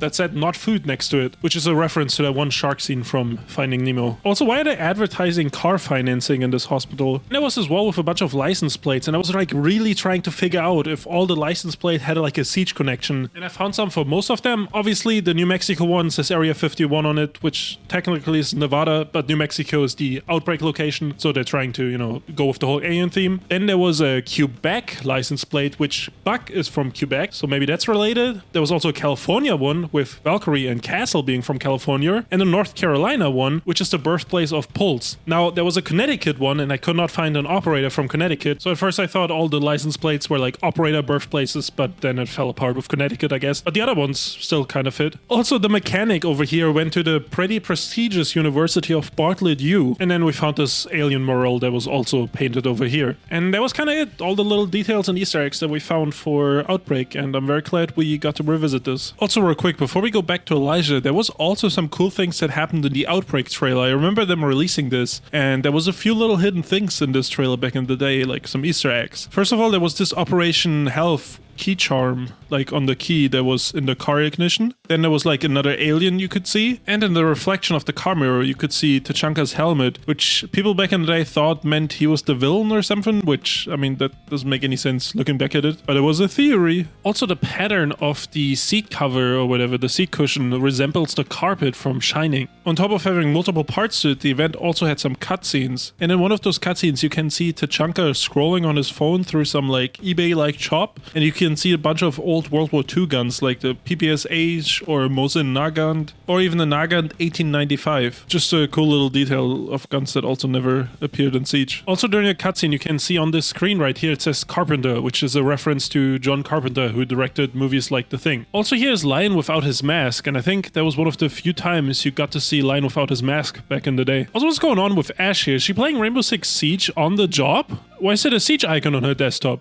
Huh? So after the Outbreak event, things were looking forward for the next season of Rainbow Six Siege with Operation Parabellum when they added Villa into the game. And Villa is probably one of the few Rainbow Six Siege maps that have so many Easter eggs. Like, there are a ton of them in this level. So let's just like try to start going through them. On Villa, there's so many references to Assassin's Creed. Hopefully we get them all here. First of all, there's this logo by the fountain that looks like the Assassin's Creed logo. It probably is a reference to it. If you climb to the top of the map, like on top of the building, you can see this hay bale, which is a reference to Assassin's Creed as well. And if you shoot it, you can hear like the falcon screech or whatever, eagle screech.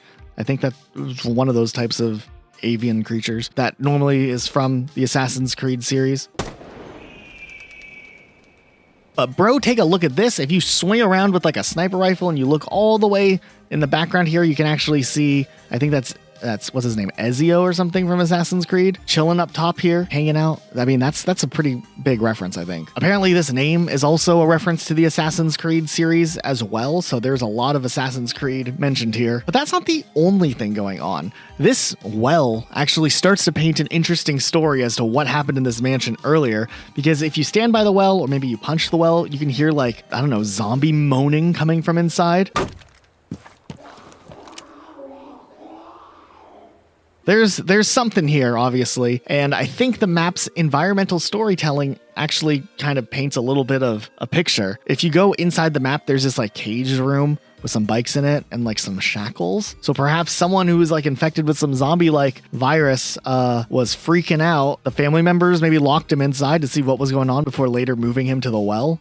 Crazy. So if you look over here, you can see this like building, and if you're playing as Ash, you can breach charge the door and it'll actually break open even though it's outside of the map. You'll see that there's this like tomb with a stone casket coffin thing, and it's open. So was the zombie dead, then came to life, crawled out of there? The family was like, what's going on? Chained him up, then moved him to the well? That's my leading theory so far. What else is going on here? If you go into this little like, I don't know what room this is. What is this room called? And you punch the little clay model, you can break away Tachanka, a little statue of Tachanka here. I like that. If you go into the armory, there's a bunch of old style weapons, but Sledge's hammer is here also. This was a big deal. This later became like kind of the iconic trophy for the Rainbow Six Siege comp scene, so why not? Why not hide it here too? Over in the second floor aviator room, there's this little like board with stuff going on in it, this is a reference to Ruse. This is a Ubisoft title that nobody really remembers, but it was a 2010 World War II themed RTS game that was published by Ubisoft. And these discs on the table are a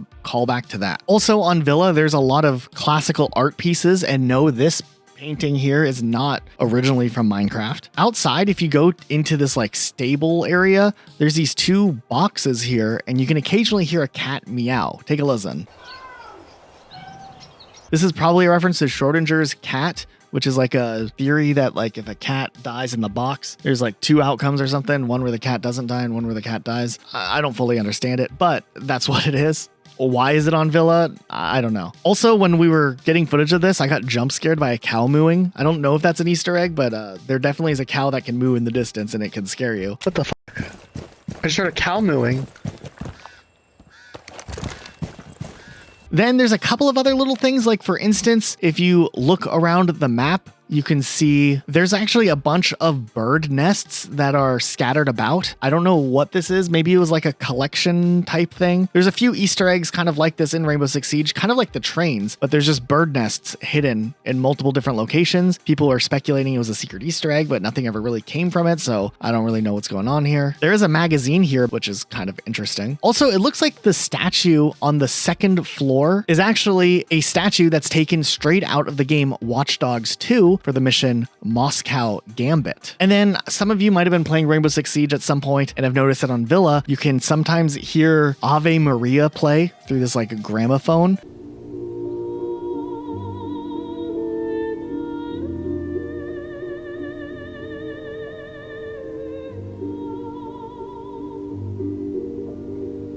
This is actually a really, really cool callback to the OG days of Rainbow Six in the form of Rainbow Six Raven Shield. There was a map called Island Estate, and this inspired Villa. But the map Island Estate does have nothing to do with modern day Villa. The map layouts are completely different, but there also was a gramophone on that would play Ave Maria. They still kept a little aspect intact to kind of make a nod at the origins where Villa comes from.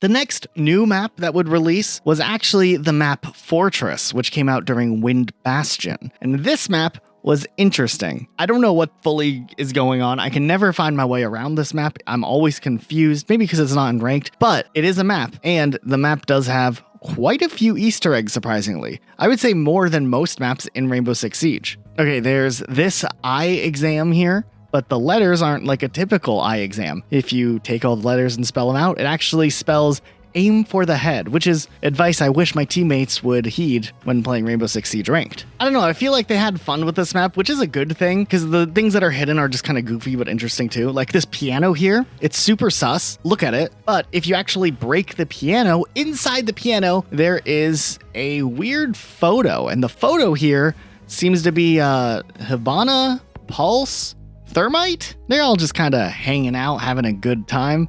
Maybe this is like the precursor for some more lore that could come in the future at the time, like the whole stadium stuff, and they would, you know, show Hibana and show Pulse and whatnot. Apparently in the lore, Pulse and Hibana are also in a relationship with each other, so look at them all hanging out with their buddy Thermite.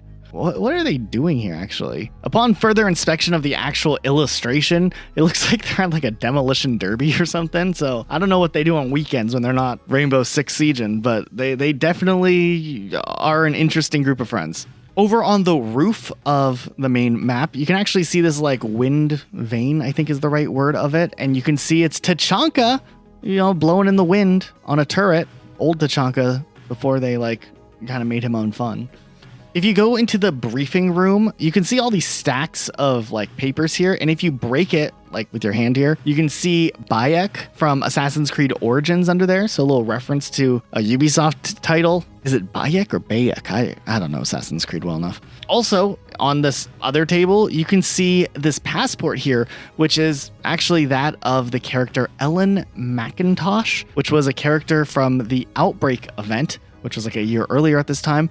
But hey, it was a little callback to that. Okay, so there's this box here, and if you break it, you can see it's a lot like the little Easter egg that was hidden away on Tower. However, this time around, if you're expecting a little secret area for your drone to go, we get a little message here where it's like, the tunnel is under construction, which is kind of like a double meme. They're kind of, you know, making a little reference to the old Easter egg on Tower, but also acknowledging people looking in every corner of a map. If you're willing to send your drone into a little secret cubby hole on an adventure or whatever, you can get inside of this furnace. And in the furnace, or fire stove or whatever you want to call it, you can see a sword here, which is probably a reference to the Dark Souls series. Now, this sword is interesting because you can only see it from one side, the side where the drone is. You can't actually see it if you're just looking in. So they hid that there knowing some fellow would find it, and look at us now watching it in a video. Or talking about it in a video. There's also a trash can here that if you break the trash can open, you can see like a piece of paper with, I don't know, some drawings or architecture on it. This is apparently the alpha build of Fortress, like an older version of it, and just like a little, you know, map of version 1.3 alpha, apparently. There's this first aid post here on the first floor. And if you look over here, you can see some magazines, but if you break them, you can actually see that inside there's these Operation Health patches, a reference to a time in Rainbow Six Siege when no content came to the game. But hey, they're super sticky, and that's what counts. Also, on Fortress here, if you look over here, you can see chocolate puffs, and there's like Tachanka on it. Why not? One thing they did bring back on Fortress, though, that was something that they were kind of doing in the older Siege maps, was hint at the future of Rainbow Six Siege, which was something I think was well done here. If you look here, there's a map of Australia, and I think that this is kind of setting up the fact that the next season, the next map would be in fact in Australia. And that would be a big deal when Operation Burnt Horizon came to kick off year 4, season 1. Outback would be the last like really truly new map for a long time. I mean, we would get Stadium later, but Stadium was repurposed map layouts from older maps. So it wasn't fully a new map, but Outback was like the last true to form new map for quite a long time. So players had that, and Outback was interesting. And this map actually had a ton of Easter eggs. It was pretty neat. So let's just start looking at some of these. By far, one of the coolest ones is if you run from gas station spawn over to the fence here and you look over at this tree, you can shoot a piece of the wood off of the tree. And inside you can see these rabbits here, which obviously are Ubisoft's other title. Those rabbits, I never liked them. They're like Rayman rabbits. They're like raving rabbits or something. They're like a Mario character too. I don't know what's going on with them. But here they are, infiltrating Rainbow Six Siege. I know I sound really salty about it. I actually think this Easter egg's really cool, but man, I don't like those rabbits. The Easter egg on this map that I think is even cooler, though, is the fact that this whole building is called Hanley's Roadhouse, which might seem like nothing at first, but there actually is some lore here. If you go all the way back into old school Rainbow Six lore, there was an Australian operator with the name Timothy Hanley. He appeared in the original Rainbow Six, all of its expansions, even Rainbow Six 3 Raven Shield. This is a pretty big deal of a character, and to have like a location named after him, I think it's pretty cool, especially because of the Australian connection here. Now, you might have known of like the whole Kilroy is here thing from the 40s and 50s. It showed up like all over the world during like World War II. It was kind of like a old-fashioned meme, but apparently there was like a popular Australian version of this called Foo was here, and you can see this carved on the mechanical bull. Outside of the map, you can actually see some kangaroos jumping around here. Look at them go. I don't think they're very three-dimensional, but it's something. Okay, this one's kind of interesting. The radio over here in this room will play like a bunch of different things, but there's this advertisement that plays for an anti-mozzie repellent. I don't know what's going on here. I mean, does Mozzie smell that bad? You gotta like keep some deodorant around and keeps him away because he just doesn't like deodorant. I don't know. That's my leading theory, but listen to this ad. Tired of mozzies driving you wild? Try our new and improved anti-mozzie air defense. Packed with everything a mozzie hates. It'll have you going from ah to ah in no time flat. Oh, also, right behind the spawn by the gas pumps, you can see this Trials Fusion thing here. Another Ubisoft title, Trials Fusion, pretty neat game. You can even see people riding motorcycles around, so it's pretty fitting.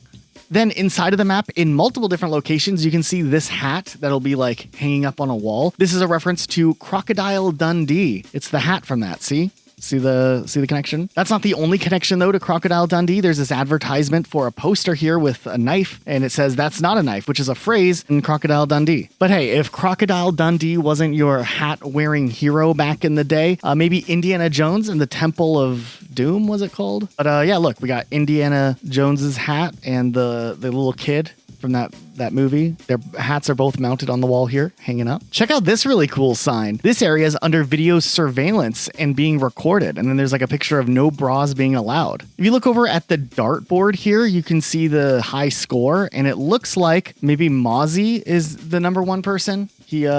He got the high score. Back at gas pumps once again, there's a little Easter egg here in the form of the little ticker on the gas pumps themselves. The numbers actually are a reference to the player base of Rainbow Six Siege. Once again, something they're pretty proud of. We get like 2018 showing the year this happened, but 40 representing the 40 million players that Siege had accomplished at the time of Outback being released. I also found this sign over here that just says like, warning to avoid injury, leave me the F alone. And I found this movie poster for some sort of movie starring Dwayne Wood. I wonder if that's like a play on Dwayne "The Rock" Johnson. This poster here is advertising Australia's fictional board of tourism, which I'd love to think exists. Have you ever looked closely at the menus in the little cafe area? I mean, they got kangaroo bacon, veggie sublime made with tempeh. There's a kangaroo deluxe and Aussie special chicken sandwich. Apparently that's new. This menu over here suggests they might have tacos. Okay, then we saw Sapo soda once again. This is a little thing that has popped up all over the place in Rainbow Six. I think Luke pointed it out in the Outbreak event, but it's in a lot of different maps. And not only is there Sapo soda, there's other uses of like the Sapo brand that has popped up. We have a theory. I think that this piece of art actually comes from a former member who worked on Rainbow Six Siege. He was a Ubisoft employee for 15 years, all the way through 2019. Pierre Sapinski. I think that's where we're getting the Sapo from. It took us a while to figure this one out. Similarly, there's a cat missing poster that shows up on Outback, but it's on a ton of other maps as well. Matter of fact, on Favela, the same cat missing poster is there, except it's in Portuguese instead. I just thought that's kind of funny. Also, we found this map of Truth and Consequence,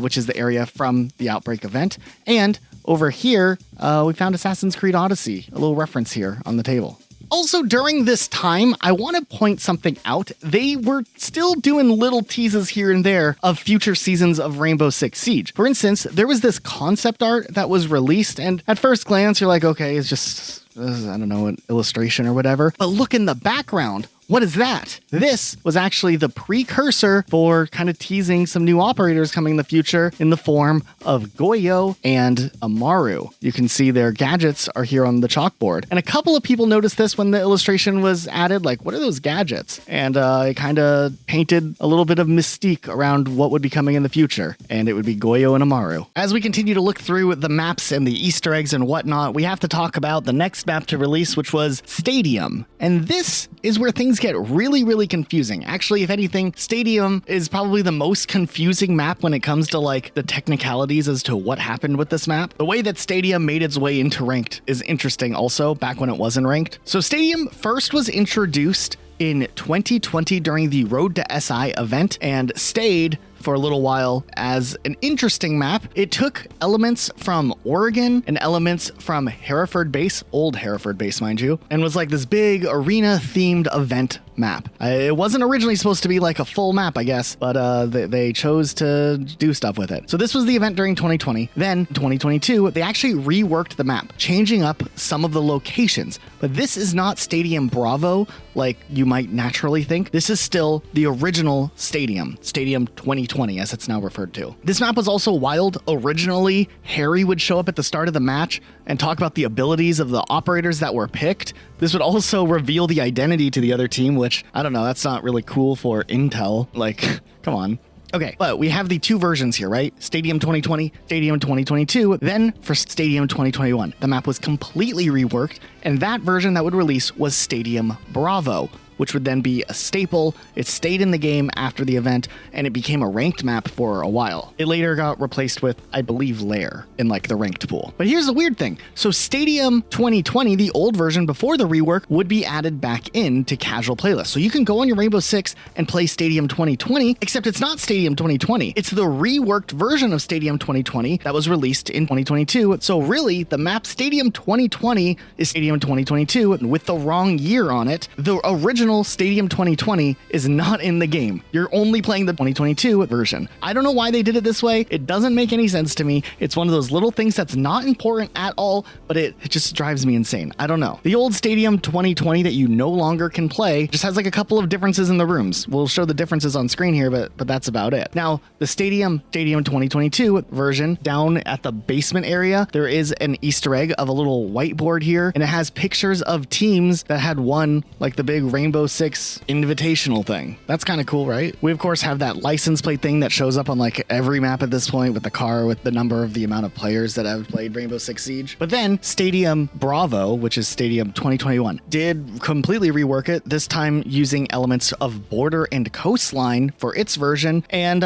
Easter egg wise, there's not too much going on here. There of course is the little like drone Tachanka area. That's the biggest one that we talked about at the beginning of the video. You just drone here, boom, Tachanka statue in this like little hidden away section. As far as the rest of the map, not too many Easter eggs or anything too interesting. There's a couple of differences though. I think maybe the map's based on pre-reworked versions of Border and Coastline, so some of the rooms look weird. Bathroom in Border. I don't know what's going on here, why all these showers are here, but nonetheless, it's not that important. This would be the final map added to Rainbow Six Siege for quite some time until we would eventually get Emerald Plains way later. Okay, it was a really, really big deal when Emerald Plains was announced. There hadn't been a new map in years at this point in Rainbow Six Siege. I mean, pretty much since Outback Stadium, I guess, existed, but Emerald Plains was the first true to form brand new map. And a little asterisk, technically it started as a Bartlet University rework, which we've mentioned in this video already. People still argue with me on this one, that it's not at all a Bartlet University remake, even though Ubisoft confirmed that the map started off as a Bartlet University rework and then just evolved into its own thing. I know there's not a lot of similarities still to Bartlet University. There's a couple of things though. The rounded like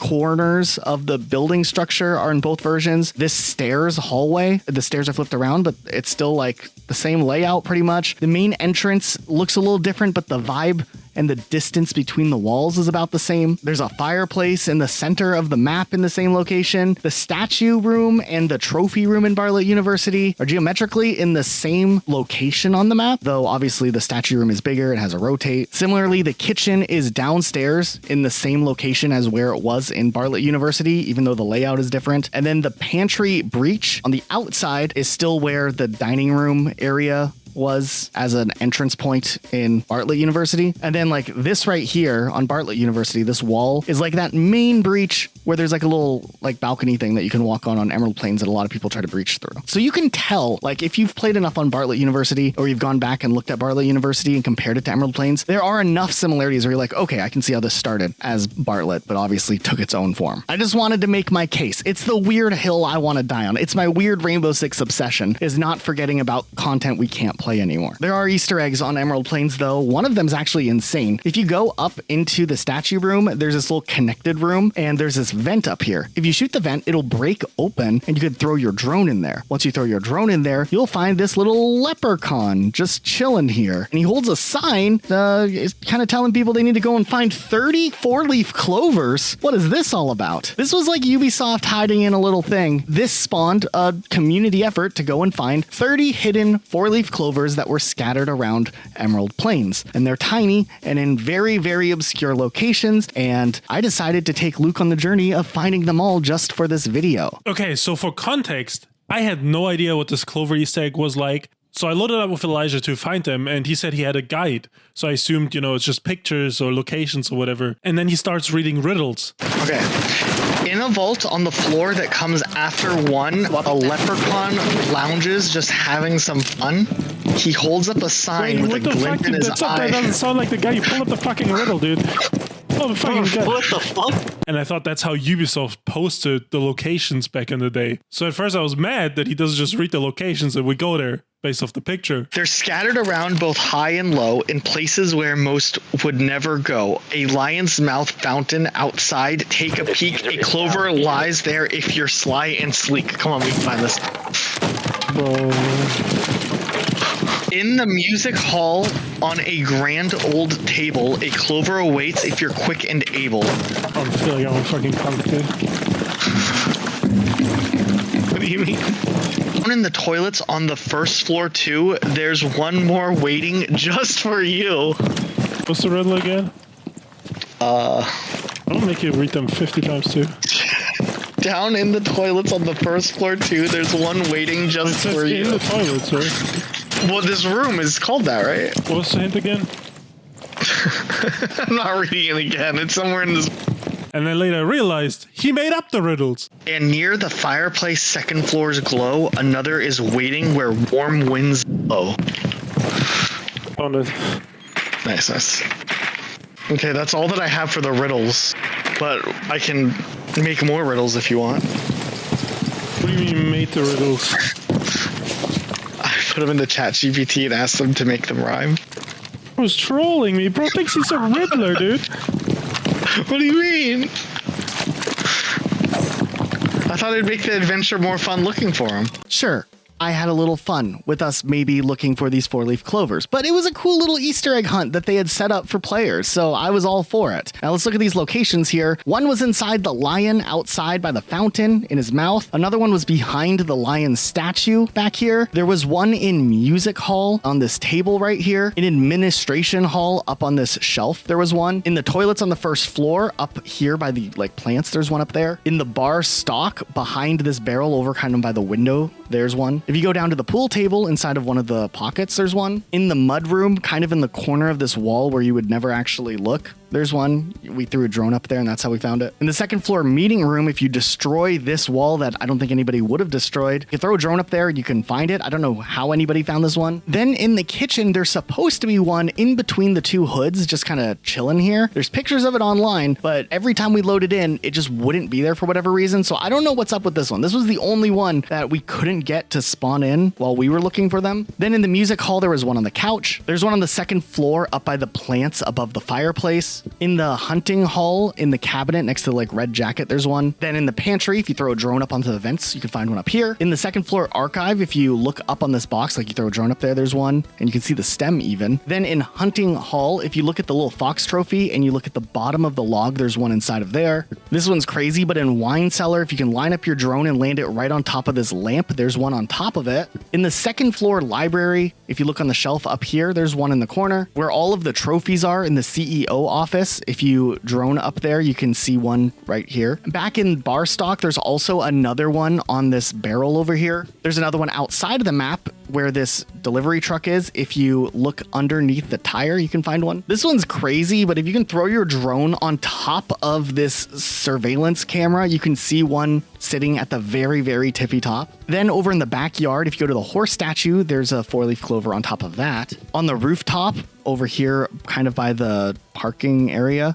you can see in this little indent, there's one. If you rappel down the side of the building over by the backyard, you can find one on top of the gutter. Okay, you see these 3 little pillars. If you get your drone on top of the right one, you can see one here. I guess right one, depending on which way you're looking at it. It could also be the left one if you're standing a certain way. And then over in the stables, there's one on a barrel over here. But then things get weird when it got down to this. Now, we did find the other ones. There was one over in the grass out here, just randomly, kind of by the golf cart area. But here's the worst thing I think about this whole Easter egg thing that they hid. Ubisoft was like, great job, community. You found the 4-leaf clovers. I know you guys have been looking for it, racking your brain trying to get every single 4-leaf clover, and you guys found 29 of them.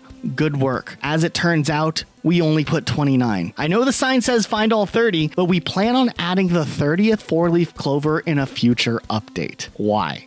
The last 4-leaf clover is on top of this little wooden thing. You can drone it and then go into the greenery, and you can see the 4-leaf clover here. I don't know. I think it's a little weird to put a sign saying find all 30 4-leaf clovers, but then also be like, we didn't actually put 30 4-leaf clovers. They're straight up trolling at that point. I don't know. Also on Emerald Plains, there's a display case with a golden golf club that like has these years when someone was like a director or something. This is actually a call directly to Leroy Athanasoff. What a hard name to say, and I'm sorry if I said it wrong, but he was the former Rainbow Six Siege director, or the lead of the Rainbow Six team, working on post-launch content all through the years, but he finally did step down in 2022, and I think like the second person who was kind of in charge ended up stepping up. He left on like good terms, but to kind of do a little send-off, the team decided to put a little dedication to him for his commitment and time in those first crucial years of Rainbow Six Siege. Kind of a cool little Easter egg. After Emerald Plains, the next new map added to the game was Nighthaven Labs, which was originally supposed to release in Operation Brutal Swarm, but it ended up getting delayed all the way until Operation Solar Raid. Now, there are a couple of Easter eggs on this map, but nothing like crazy. There is this one room that has like an audio recording of Callie that's talking constantly. It is probably one of my biggest pet peeves in this map, most annoying thing. Like imagine, you know, it's a 1v5 situation, you're by yourself, you're trying to listen for footsteps and get ready to swing, and all you hear in the background is just Callie yapping about Osa or something. There is this whiteboard here that's like partially erased that was like teasing some stuff happening in the lore of Rainbow Six. I see like Caviera has a quote here. I think it's supposed to say something like, we have a squad for that.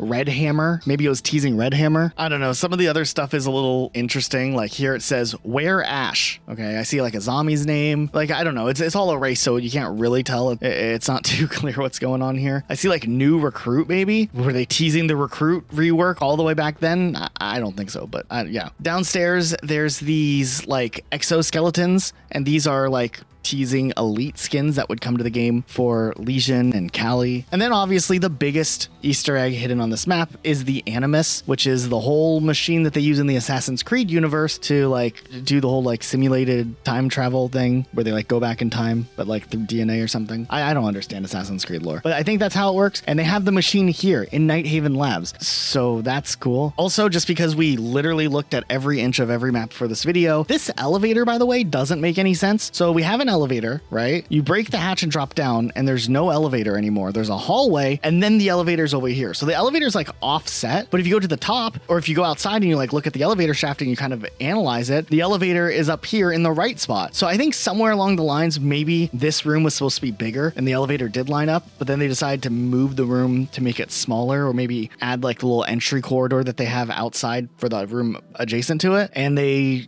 kept the elevator door even though it doesn't line up. Nobody cares about this except me. Okay, then we have Lair, the last map added to Rainbow Six Siege. This map was added during Operation Deep Freeze, and it was supposed to be like Kara's Legion's base of operations somewhere in Portugal. And this map is kind of massive actually, but there are some interesting little Easter eggs. Some of them, I don't even know if they should count as Easter eggs or just like story decorations that they did. There's like all of these pictures like 10 to 15 times pasted over of Emerald Plains and Tower, like they were planning something for that. These all played out in different cutscenes.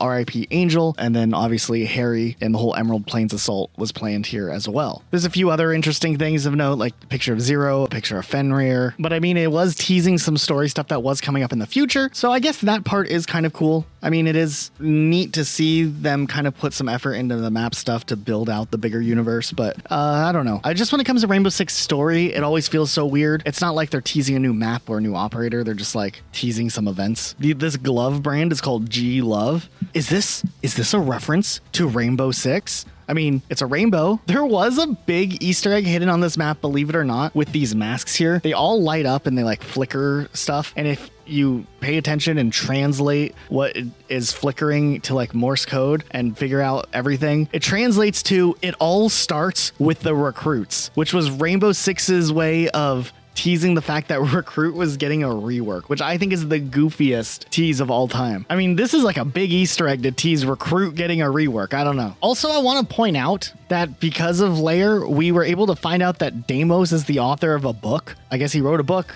in this universe, and I just think that's interesting. Like, Deimos is supposed to be this tough, antagonistic character, but he's also like a little author on his side. Inside of Deimos's desk, there's Harry's like little tape recorder where he's trying to figure out who Deimos is. and you can like listen to Harry babble on for a bit. Also, you ever notice there's these like missiles in the reception here? I thought there were decorations at first, but it looks like they have like holes here. So are they launching missiles literally out of the reception room? I mean, maybe not, but I don't know what's going on. But before we fully leave Lair, there was one other little Easter egg that we got to talk about. Let's talk about the cock and ball Easter egg in Lair.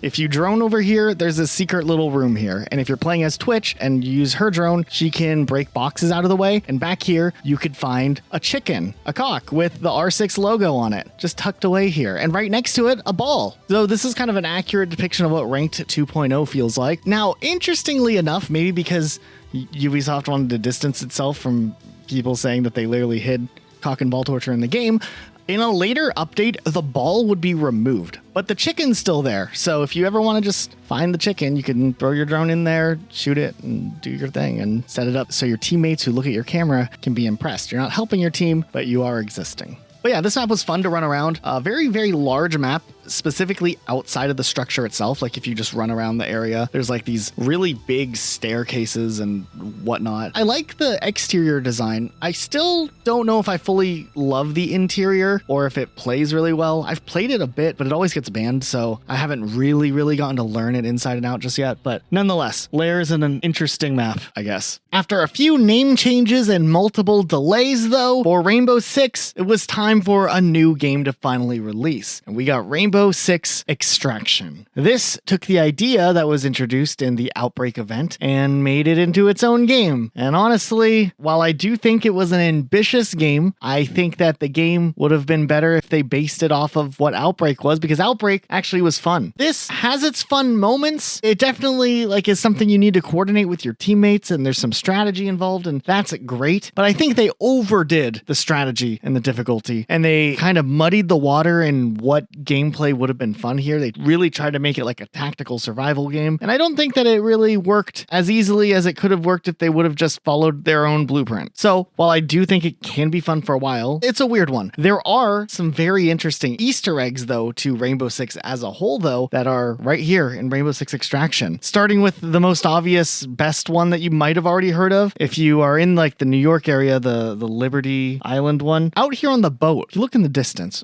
who is that? Is that Recruit? Yeah, Recruit's just chilling here in the boat. The operator that was underappreciated and then was deleted from the game. But look at him chilling. But wait, it actually gets better. If you shoot Recruit a couple of times, what just happened? Yeah, a megalodon shark comes in and eats Recruit, which honestly is a fate better than being turned into Sentry and what's his name again? Striker, Fire and Ice, Chocolate and Vanilla, whatever they renamed Recruit into nowadays. They did Recruit dirty. I miss the old days of Recruit rushing. This game also has a bunch of Rainbow Six operator chibis hidden about throughout multiple different locations. If you want to see most of them, though, if you go onto the presidential suites level in this cabinet here, you can see some of them here, like Ash, Tachanka, you see the group. The gang's all here. Over in the Alaska area, there is this sign that's like warning you by the fence here. And if you actually shoot the sign, you can see some snow people. We have Ash and Montang, and that's cool. Another little reference to some R6 characters. But if you shoot them, they like squat up. They get ready to go to defend themselves. I don't know.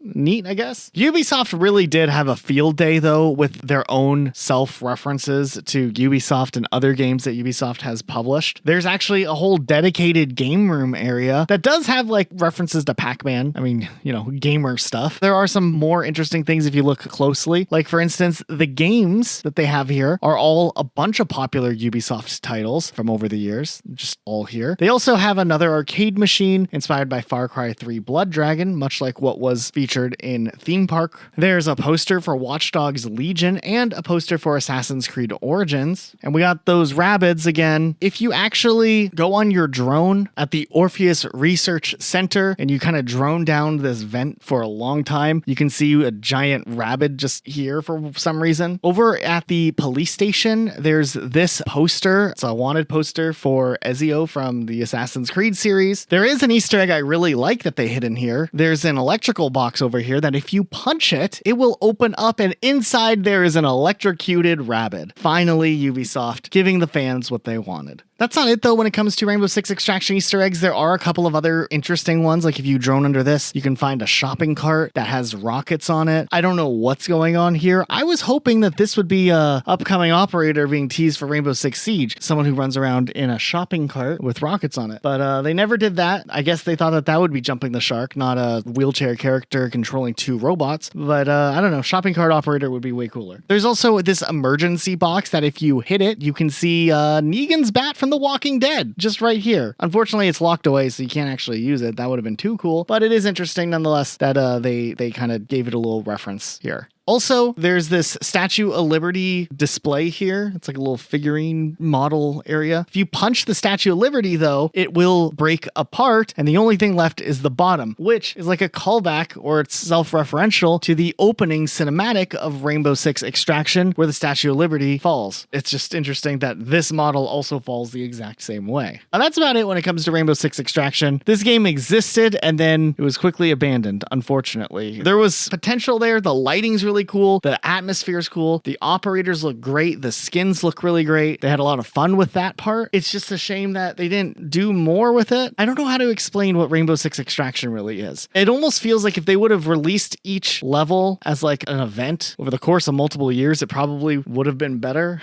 than doing a whole standalone game, but maybe not. I don't know. 2018 was a little bit interesting during the Operation Grim Sky expansion, where they had a week-long Halloween event leading up to Halloween on the old map House. This time around, it was called Madhouse, and it was just like a standard bomb mode, but there was a limit, which actually kind of changed the meta up, where there were only 10 operators in total. There were 5 attackers, 5 defenders, or recruit. It did kind of mix up the game mode because all the extra operators weren't there. You were limited to a smaller pool, but it also was on a cool Halloween-themed house. And of course, with the Halloween-themed house, there were a lot of Easter eggs hidden in here, which still is wild to me. It seems like there was a lot of effort into like reskinning some of these events, like House here, and they had all these little Easter eggs for this event that would only be in the game for 1 week and then would be taken out forever. So there's a couple interesting ones, like for instance, right here in the closet up here, when you're in the master bedroom, this ghost could potentially appear. A little spooky, you don't expect it. Over in the showers, this one was like speculated as to whether or not this was one, but I'm gonna count it. If you listen carefully, you might hear like whistling, which is a little spooky. Take a listen.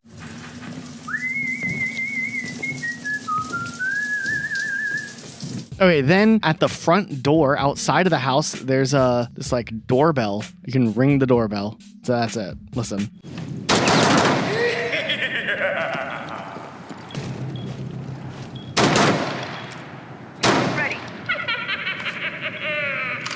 We got some Five Nights at Freddy's-esque stuff going on here. You can see these gargoyle heads, and if you actually melee the head underneath, it seems like there's like some metal animatronic type thing going on. I don't know what's going on in this porta potty. It could be a zombie, could be someone after Taco Bell. Nonetheless, it sounds rough in there. Okay, in the living room, there's this phone that'll randomly start ringing, and after a while, it'll beep, and then you hear this like creepy whispering sound. I don't know what it is. Take a listen to this. 10 seconds to go. It's possible that like it's being played in reverse or something, but we couldn't quite figure this one out. And apparently the whispers change or the sounds change. Sometimes it's whispering, sometimes it's moaning.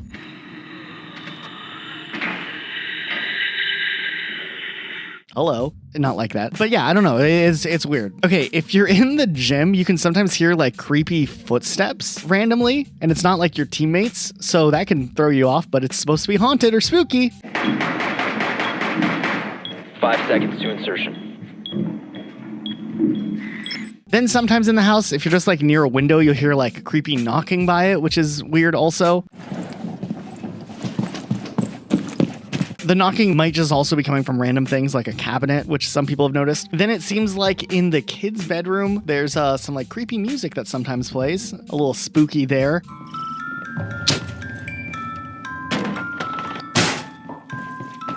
Also, you can sometimes hear screams in the garage by the car. So, yeah. Advised, a bomb location has been compromised. Kind kind of a cool little event, you know, nothing crazy, but still, like, they put enough things in there to make it a little spooky, and I wish they would bring this one back. I don't know. It's so interesting that they, like, do all these big redesigns, and then they just never do anything with them again. Kind of like Outbreak, but to a lesser extent. Does anybody remember the original Rainbow Magic event? The better Rainbow Magic event? It was a wild time because this was back when Rainbow Six was still kind of taking itself pretty seriously. So this was like a big juxtaposition to that. But, you know, nowadays they do it and it's like, okay, well, you know, this is just like on brand. But back then it was very different. And they did a whole redesign of plane, but there was a lot of little tiny Easter eggs or interactable things that they had all the way back then too. Like, for instance, the spawn area for the attackers. Right away, you might notice this is kid's bedroom from house, but we're really, really tiny. I don't know. I think this was a cool little touch here. There's other like little stylization things like toy soldiers. That's why we're like colorful. The hostage is in a teddy bear outfit. I don't know. Actually, it's kind of interesting. The walls will move and adjust. They're like animated. You know, you could shoot a wall and like things will happen. Like bullet holes are like stars. That's kind of cool. If you like blow up a wall, the wall will like have I don't know, like a little drawing of an explosion instead of the actual like debris coming from the explosion. There's these flowers and they'll actually start crying if their petals get damaged. So that's cool. There's a couple other interesting things, like the walls obviously looked more like Lego. There were some cool rainbow lights, but for the most part, it was just presidential plane, but less presidential and more pink. This was an interesting time for Rainbow Six. They were doing it as like the April Fool's event. So that was fine. They were doing things like this in their other games too. Like For Honor did a whole thing for April Fools where they replaced enemies with rabbits. I don't know why. I guess it's supposed to be funny because of April. Nonetheless, this one's not as interesting as some of the other event maps because they did bring it back a couple of years ago and it was fine then too. The game type wasn't nearly as good as it was originally. They like had this weird stuff going on with it. I liked the OG one the best, but I guess you could get the cosmetics again when it came back around the second time. You know, at this point, Ubisoft was kind of stepping up their game with some of the events. There's a lot of new stuff coming out on a regular basis. For example, during Operation Phantom Sight, they did the big ol' showdown event, which essentially was a new map where you kind of played this like secure area elimination mode. Everyone had boss G's. It was crazy. It was cowboy themed. Wild times, honestly. And this event did come back a couple of times later on for other events, but the first time it was shown off was back here during Phantom Sight. Now, this map is called Fort Truth, which is interesting in itself because when you load up in the map, you'll notice that not only, you know, is this location called Fort Truth, but there is a mine here and it's called Consequence Mine, which is a reference to Truth and Consequence, which is the town name from the Outbreak event that had happened a little while earlier. So they're kind of coming full circle here, referencing one of the biggest events that they ever did. Now, also, if you go over to this grave site and you shoot this here, you can see underneath there's this giant skull head, and that is one of the skulls of a smasher from the Outbreak event as well. So it's like a couple of little nods right there to that event. That's not it though when it comes to Fort Truth overall. There's wanted posters for Caviera. We'll take a look at this. There's also this wanted poster for Qaid. I guess he was, I don't know, stealing livestock or something. Also, his nickname is the Moroccan Cobra. What does that mean? There's some interesting little headstones here near this grave. This one is for E. Kotz. We had to look up who that was. We knew it was a reference to something. We thought maybe a developer, but it's actually just Blitz. And apparently he lost a gunfight, so get wrecked. There was this one for M. Stryker, who worried too little about grenades. This is a reference to Jaeger, which is Jaeger's, I don't know, legal name here. But you know the line he says when he puts down his device every time? You can stop worrying about grenades now! So yeah, I guess he worried too little and ended up right here in Fort Truth. We did run around the map a bit more, just trying to explore it, get every little detail. Obviously, one of the biggest ones, though, is in the Consequence Mine itself. There's this board here. It has some initials on it, which we'll get to in a second. But if you break this board, you can see inside there is the DeLorean from Back to the Future covered up, which is a reference to Back to the Future Part 3. Marty McFly hides the DeLorean in a cave. So, you know, they're kind of coming full circle here with a little reference. The initials were a little bit interesting. We don't know exactly who the initials could be referencing. In the movie itself, there are initials that show up, but they're different initials from what's referenced here. So it is a reference to the movie, but the initials are different. So it could be a developer or something that is very obvious and we're just completely missing. That's also possible as well. The next big event, though, that had some big Easter eggs was during Operation Ember Rise when we got to see Doctor's Curse. Ooh, spooky. This essentially was a Halloween version of theme park, but man, they actually went all out on decorating this. From the outside, it barely looks like theme park. I mean, the inside definitely did look like theme park. It's old theme park though, before the rework, but still, it looks like theme park. And this became one of the most recurring events that they would do. Like they would reuse this location for a bunch of Halloween events. I think it's come back 5 different times or in 5 different variations over the years. The map itself is called Doctor's Castle, which essentially reused old theme parks like Spooky Haunted Room, which is downstairs, was later changed into Throne Room. And they used a lot of those decorations and like made the whole map all spooky, but they went a little bit further here too. First and foremost, there's this like little centerpiece here where what is going on with Doc here? He's a little wacky. Also, who's the one like in the chair? Actually, I thought about it a bit and I think there's a skin for it, and I think it's Bandit, which is kind of funny that Doc is electrocuting Bandit of all operators. Let's take a bigger look at this map though. So we have this big castle and there's these gargoyles, and if you actually punch the gargoyles, we get the little animatronic heads again, which was on the house haunted level. If you breach a wall, there's like these bats and stuff that fly out. Also, the Wolfery, what's his name? Wolfery? Here, he's alive for whatever reason. And it was during this time of the video when we were getting footage of this event, we took a closer look and realized his name might actually be Wolf Eric, not Wolfery like I thought. Luke pointed this one out to me. I don't know. I think Wolfery was a better name. We don't know for sure that that last letter is a C and not an E. There's a bunch of like papers around this map talking about using electricity to animate the dead. I don't know what that's about. Also, you can occasionally get the voice line when starting up. In Siege, no one can hear you scream, which is a reference to Alien, like the movie, where they have like in space, no one can hear you scream. Also, I was like looking at the exterior and I noticed over here, there's this grave site tomb that's been open. And I realized that this is actually a really clever reuse of an asset. Remember that Easter egg on Villa? They brought it over here to kind of add a little bit of atmosphere. Actually, the well that's on Villa that has like the moaning inside is here as well. But this time, if you punch it, you can either hear screaming, laughter, or the Wilhelm scream. Listen.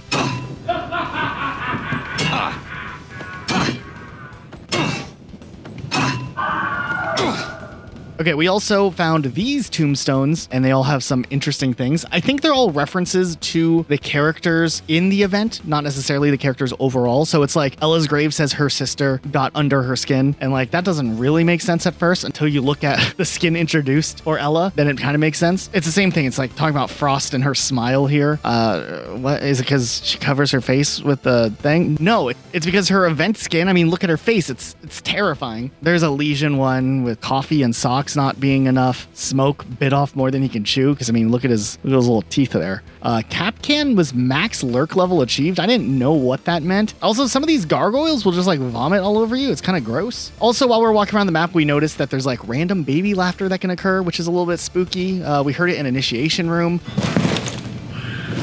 We've also heard like a lady crying or singing. We found this tombstone inside, and there's some Chinese kanji here, which translates actually to pretty much rest in peace. Kind of clever. There's a coffin that we found that has some knocking sounds, like someone's knocking. That's neat.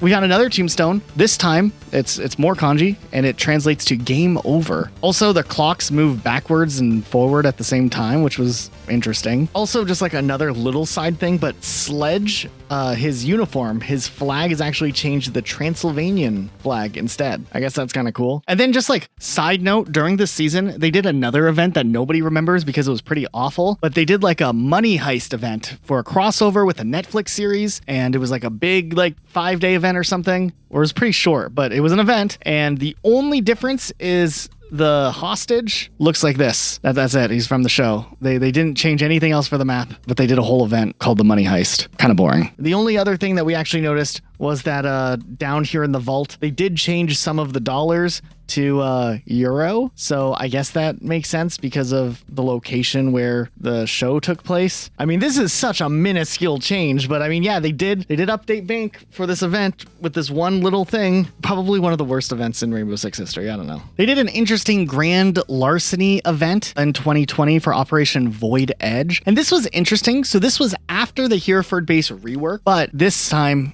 it was a new map in the 1920s, which was like a different game mode where there's like money and it's called Headquarters, but it's old Hereford Base essentially redesigned with like a 1920s aesthetic, and there's only like a couple of operators instead. The game type's like a modified version of Secure Area, but there's like stolen goods. You can shoot through all of the surfaces. You can make a big hole in the ground and fall down. It was pretty cool. Easter egg wise, I don't think there was like a whole lot going on, unfortunately, for something that had like a full-on map redesign. The one thing we found was, I found it interesting that there's a security camera here, that this is supposed to take place in the 1920s, and even a sign that says "Smile, you're on camera."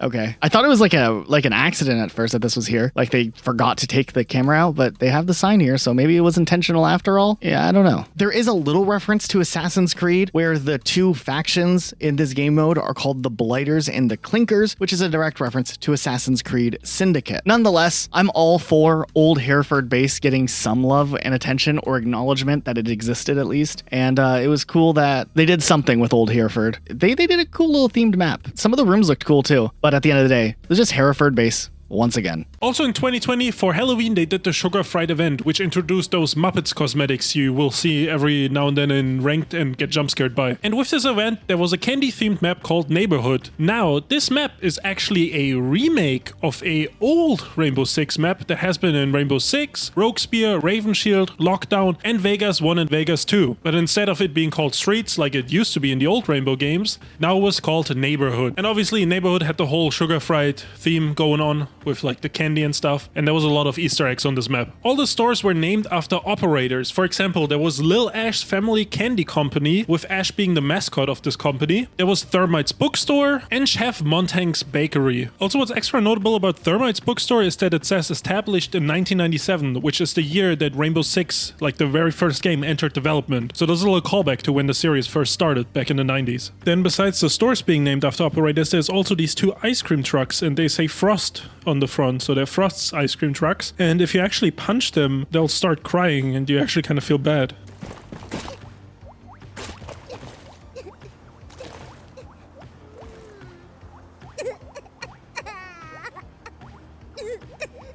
Can't feel too bad for this one though, because they ran over the Ace Gingerbread Man. Then also Tachanka was referenced across the map, with there being like these giant Tachanka chocolate bars. It even say Tachanka on like the individual pieces on the inside. Also there was R6 candy graffiti all over the map. There was these little gingerbread men all across the map that were like the Ace Elite skin, and if you would shoot him, the clothes would come off and he would just be in his underwear. Also Hereford Base is referenced multiple times. There's the Hereford Hills ice cream and the Hereford Hills syrup, which is like a giant bottle that obviously looks like those Hershey chocolate syrup bottles. Then there's also these like candy themed propaganda posters that kind of parody like the USSR propaganda posters. I think that's what they're supposed to be, but they want you to eat candy instead of spreading communism. In the mechanic shop you can also find Sledge's hammer under this workbench. Also, there's like this phrase, "let them eat cake," which comes from France or something, and it's inside Montag's Bakery, because, you know, Montag is French, so it makes sense. Also, there was these cupcakes coming out of this machine, and there was like these two logos on it, and I couldn't quite figure out what they are, but I felt like I've seen them before. Maybe someone in the comments can point me to it. I just couldn't figure it out, but they seem familiar.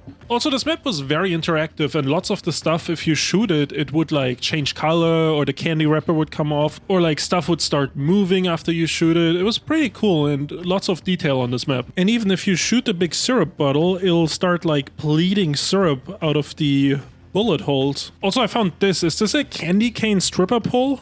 I don't know. Also, look at this menu. There's like Choco Orange, Fruit Waffle, Fruit Delight, Blueberry Twirl, and you can try their new coffee ice cream. Obviously, this menu is the same menu from Outback, just with different items, but like the layout and everything is the same. Oh, and the Ubisoft cake we've seen many times in this video is here once again. Okay, there is one more map we haven't talked about yet, and that's Close Quarters. It technically is a map in the game. Cool.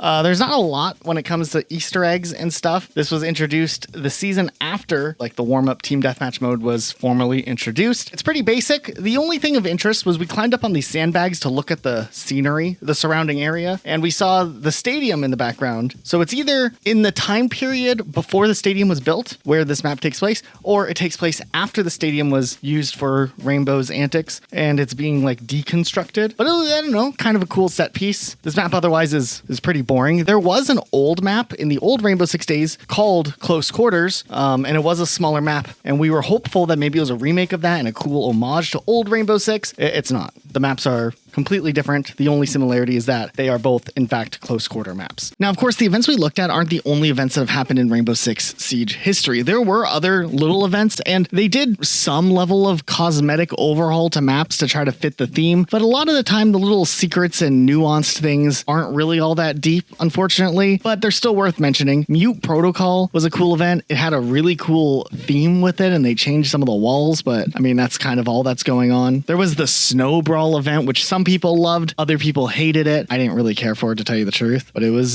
snowy. Apocalypse seemed like a cool idea. This was like a apocalyptic themed Outback map before the Outback rework, and everything's like, I don't know, post-apocalyptic-ish. Now, Containment Protocol, though, did have a couple of interesting things going on. This was like another extraction type tie-in event that was all spooky, but there was this audio log that plays where they talk about trying to figure out what's going on, why this alien-like material is spreading. Take a quick listen to this. The proteans protect the armored nest. It's different. It's like the nerve center of the parasite in this building. I wish I could study it so we can prevent more like it from appearing. But there was something a little more hidden here, where if you actually took your drone into these like vents and you like cleared the path for it and you drove your drone for a bit, you could find this secret room. And in the secret room, it was just kind of creepy. There's like these bodies that are like all strung up here and they've been infected or whatever. I mean, this was like some spooky stuff. Kind of a cool event. It was nice to see something kind of over the top designed, even if it was a tie-in. Nonetheless, they had a couple spooky things here, and then that was kind of it. But still, I thought this one was one of the cooler ones out of all of the ones that did happen in kind of the later years. Now, we did talk about some weird Easter eggs that have shown up in the Rainbow Six cinematics already in this video, but if we take a deeper look, there are some other little things here. Like, for instance, one of the first big cinematics used to promote a new season was the little short, The Hammer and the Scalpel. Now, with that name alone, before we even talk about what happens in this, which two operators do you think would be focused on more in depth with a name like The Hammer and the Scalpel? I would like to think this would be a cinematic about Sledge and Doc. It just makes sense, right? It's about Thatcher and Dokkaebi. I don't know. They got some beef or something. But there are some interesting little hidden Easter eggs here. Like, for instance, the boat that Thatcher goes to is called the Iron Maggie, which is a reference to Margaret Thatcher, which is where the character gets his name from. Also, when Dokkaebi is talking with Harry, there's this like little background headpieces you could see. And these are actually references to For Honor, Ubisoft's other live service game that launched about a year or so after Rainbow Six Siege launched. It's still supported to this day, which is surprising. Like, it still gets new characters every once in a while. It was always kind of overshadowed by Rainbow Six Siege, but I mean, it's still supported. If you get really good at that game, you can have fun with it, but if you don't put the time into getting good at that game, it is just, it's rough. Also, the teaser that Amaru was being added to the game was absolutely crazy. Like, we get to see the gadget being tested, and it's not going well. 2.001. Unsuccessful. A few other interesting things that I noticed while looking back at these cinematics was the Gridlock and Mozzie cinematics that they did. They did like two of them. One, they're just like having this awkward moment chilling, and then they were in a hurry. And then the second part picks up right after they're in their hurry, and Mozzie's like, throw the track stingers down. And then she just like throws them out the window of her car.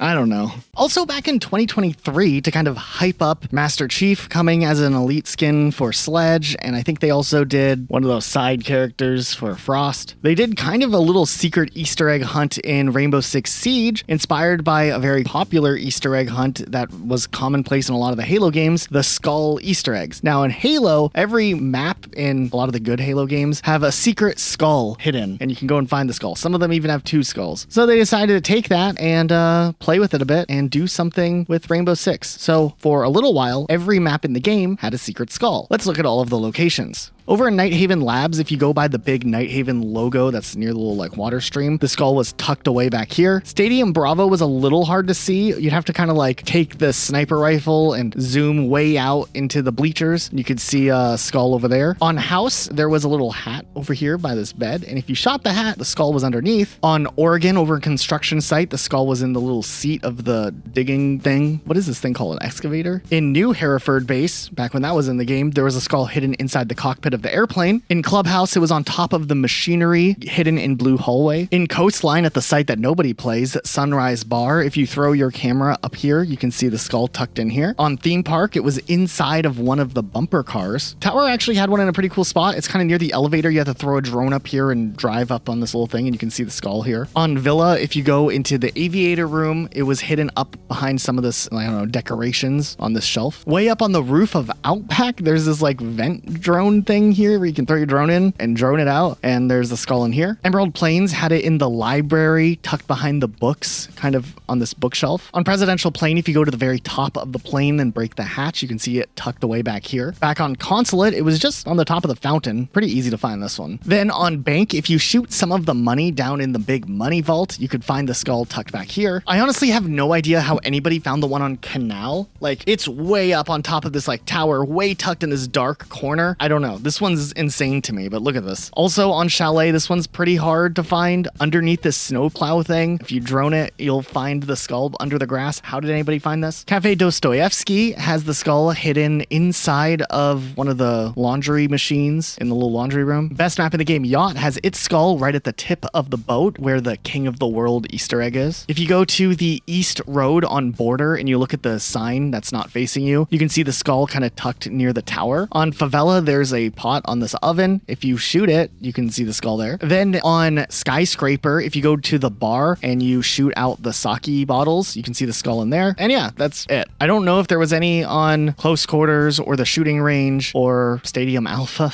I don't think there were, but maybe they were there for a little while. So if any of you guys managed to get 2023 Siege running, you might be able to find this. The newer Siege seasons are a little bit harder to get running compared to the older ones. Like the first 4 years are really easy with Operation Throwback. There's a lot more hoops if you're doing like newer seasons sometimes. Depends on which season. So yeah, but nonetheless, I think this was a really cool homage to Halo, especially Easter egg lovers, because if you've watched our videos, we did a video on all the Easter eggs in the Halo series, just like this one. And we looked at every single skull too, and there were a lot of them. Also with Rainbow being a long-standing franchise for Ubisoft and Siege being obviously the most popular entry in the franchise, it also has been referenced in other games, mostly games made by Ubisoft, but still, there's some pretty cool Easter eggs. Like for example, in the Division 2, in the Air and Space Museum mission, one of the planes hanging in the air is named Marius Jäger Streicher, and this is a reference to the operative Jäger, which obviously that's his real name. Also Far Cry 5 and Far Cry 6 had some Rainbow Six inspired outfits, like this one you can unlock in Far Cry 5 through the Ubisoft club called Rainbow Six Siege Armor Pack, which is based on Castle's outfit from the game. And then also there's this Rainbow Six t-shirt that you can also purchase in the clothing window that features the Breach key art as a graphic. Far Cry 6 also had a Siege inspired outfit based on Caveira, and then there's also maybe a callback to Vegas 2 with characters Knight and Bishop being mentioned on a random note, which were two characters that appeared in Vegas 2. And then while we talked a bunch about Watch Dogs, Watch Dogs 1 also had a Vegas 2 Easter eggs where in the pawn shop you can find a copy of Vegas 2. And Watch Dogs 2 had another Siege Easter egg that we didn't mention yet, but during the mission Bad Publicity, a man on a computer can be seen playing Rainbow Six Siege. And I think he's playing Valkyrie, which I guess that's pretty cool. During Assassin's Creed Valhalla, you can find this random yellow X that is like the X from the barricades. And then something that is kind of fully out there, but during one of the Tom Clancy Splinter Cell books, specifically the book Firewall, there's like this auction of like a quantum computer, and there's a bunch of bad guys showing up. There's a bunch of callbacks to old Siege games like the October Resistance from Lockdown, the Red Sun Brigade from Eagle Watch, and the Karakiri and the Vanguard from Roguespear. But also the White Masks from Bartlet U are mentioned as well as one of the factions that shows up to buy this quantum computer. So that's a pretty cool callback. And then in X-Defined, rest in peace, there's a faction called GS Kommando, which stands for Grenzschutzkommando, which is like the German federal police, and the character designs and abilities are based off IQ, Blitz, and Bandit. You can see there's the Flash Shield and the Shockwire and even the ADS from Jaeger. Also, I didn't notice, but apparently Ubisoft had some legal issues since there's like a British pharmaceutical company called GSK, and this faction used to be called GSK, and they had to rename it to GS Kommando because I guess that GSK company wasn't happy about the way they named this group. Also on X-Defined, there was this like practice zone. There was like the shooting range tool or whatever where you could like do this parkour and you could go to the shooting range and stuff. And there was a lot of like Ubisoft references, and all the rooms you would walk through were like themed after different Ubisoft games like Splinter Cell or something like that. But there was also a small room for Rainbow Six Siege, and that room had a couple of little Siege Easter eggs in it too. First of all, there's like this throne on the floor. Then obviously the reinforcements from Siege are all over the walls. There's even a picture of Sledge on this television. And then also there is like a screen with all the original operators, like the Pathfinder ones or whatever they call it nowadays. But to be honest, like some of the other rooms for the other games were cooler, like the Division room or something. I don't know. The Siege room kind of felt lazy compared to the other rooms, even though I thought Siege was like supposed to be the biggest game. Then Blood Dragon was mentioned earlier by Elijah, but there was actually a Blood Dragon anime called Blood Dragon Captain Laserhawk. And in this anime, there's a group called Niji 6 that appears, and they're kind of like a Power Rangers parody with 6 members. But Niji means rainbow in Japanese. So we got Rainbow 6, Niji 6. Also, Dead by Daylight got some outfits based on Siege characters, and we got Wamai and Plitz's outfits. But then we got full-on Tobaro in the game, and actually he came out in Dead by Daylight before he came out in Siege, which is kind of interesting. And while we're on the topic of crossovers, Arknights did a big crossover, or multiple big crossovers, with Rainbow Six Siege, which I had never heard of the game Arknights before, but it's like a tower defense type game, and you have like these characters, and some of them are Siege operators now. They would add Tachanka, Ash, IQ, Frost, and a couple more. And also a location from in the game showed up in this crossover, like Presidential Plane, for example, which was like a special exhibition room where you could see like a bunch of little Siege Easter eggs and stuff. Like you had the bomb, you had Clash's shield, you had like Tachanka's ult ability, there was Blitz's electrified thing on the ground, the ADS from Jaeger. There was just like a bunch of little details. This was kind of a nice, cute little crossover. Then another Ubisoft title that got a big Rainbow Six Siege crossover and a lot of little references here and there is Ghost Recon Wildlands and Ghost Recon Breakpoints. In Wildlands, you can see Caveira, Valkyrie, and Twitch show up, and what happens is kind of that like Caveira goes missing in Bolivia, and she's suspected of some crimes by Valkyrie,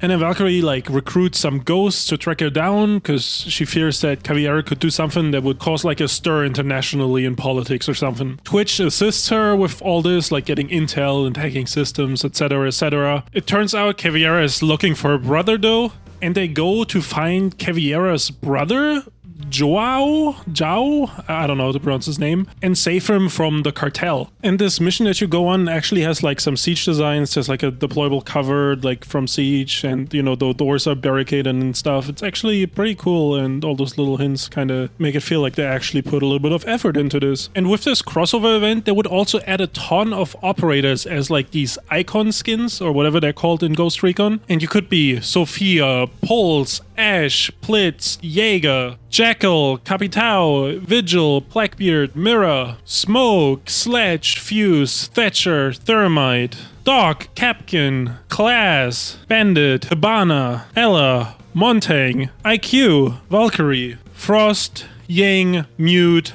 Castle, Tachanka, Caveira, Buck, Dokabi, Maestro, Alibi.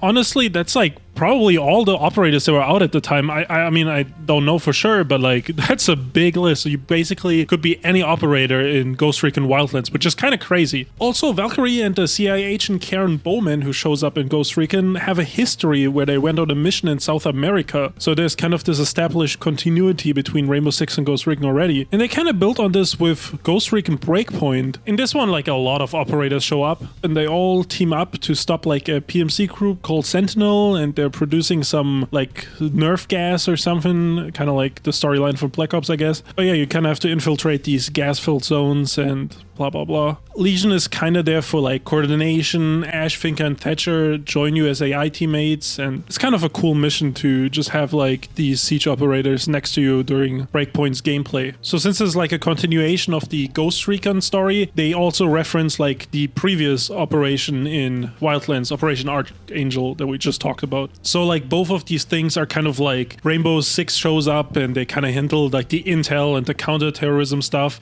and then the Ghost Recon teams, they go on the ground and kind of like, you know, take over or whatever. And once again, for Breakpoint, they would also add a bunch of Siege cosmetics. You could dress up as Ash, Finka, Thatcher, Thermite, Mozzie, Twitch, Sophia, Hibana, Jaeger. Also, I guess this does not really count since it's a different game, but we haven't had a Splinter Cell in so long, and Zero is a Siege operator now. So I guess they also did a Splinter Cell crossover where Sam Fisher shows up. So only kind of like 30% Siege related, but you know, Sam Fisher is here. Yeah, and he is in Siege, so I guess that still kind of counts. Now, I have to point something out. Rainbow Six is like the assembled team of teams, the Avengers of tactical military, I guess, in video games. But what's interesting is while the Rainbow Six universe has existed for so long, there's always one key character who goes by the codename Six, who's like the leader in charge of Rainbow Six. Now, this is an interesting point because throughout the universe and the timeline of Rainbow Six, we've seen whoever was Six be changed out multiple times. Now, in the old Rainbow Six games, the character John Clark was the person who had the codename Six, and he was the director of Team Rainbow. So he was like featured in pretty much every game. He's shown up in all of the books that Tom Clancy's Rainbow Six spun off with, specifically before Rainbow Six was even a thing, back when it was just like certain Tom Clancy books. He showed up in a bunch of them, but then Tom Clancy's Rainbow Six started things off. He showed up in a bunch of other non-Rainbow Six related things, and he's still a character. But when it came to games, he appeared originally in every Rainbow Six game and the game The Sum of All Fears. However, the main character that you played as in many of those older Rainbow Six games, Domingo Chavez, or Ding for short, actually was later promoted to the position of Six towards the end of the original storyline plot before we kind of get into the Vegas territory. And in the lore, while he's not the main character in Rainbow Six Vegas, he is in charge of Team Rainbow. So like they kind of kept that story connection from the older games, even though Vegas kind of was a little bit of a soft reboot for the series. Now, in the lore, there were a couple other characters who took on the term Six, kind of minor characters like in a novel, or James Danko, who was in like some Rainbow Six spin-off mobile game, and then James Wolfe, who would have been Six in Patriots and has some cool concept art. But outside of that, that was it. In the lore, I think it's supposed to be like, oh, Rainbow Six shut down in 2012 and wasn't reactivated until Rainbow Six Siege's events in 2015. The lore with Rainbow Six Siege is that a woman known as Aurelia Arnott petitioned for the reactivation of Rainbow following the rise of terror attacks with the whole white masks and stuff. So that's why this character shows up in a lot of the early Siege stuff, a lot of those early cutscenes. But then, with the success of Team Rainbow, she was promoted to U.S. Secretary of State under President Baldwin, which I guess was a character who endorsed Warden to join Team Rainbow because he was like a bodyguard or something. Nonetheless, after that happened, then Harry Pandy was promoted to Six. He was like the psychological director or something before. And then boom, look at him go. He's now Six, and he showed up in all those cutscenes. But then, of course, he gets oofed. And now currently there is not a director of Team Rainbow. Like, who's in charge of Team Rainbow? We don't know. There's been a couple of characters who've stepped up and definitely have had leadership roles in the R6 universe. Ash notably is one of them. Zero especially seems to be one of them. I mean, he even has a number in his name, so he could easily become the new Six, but I don't know if like they would change the operator name. I mean, R.I.P. Harry, but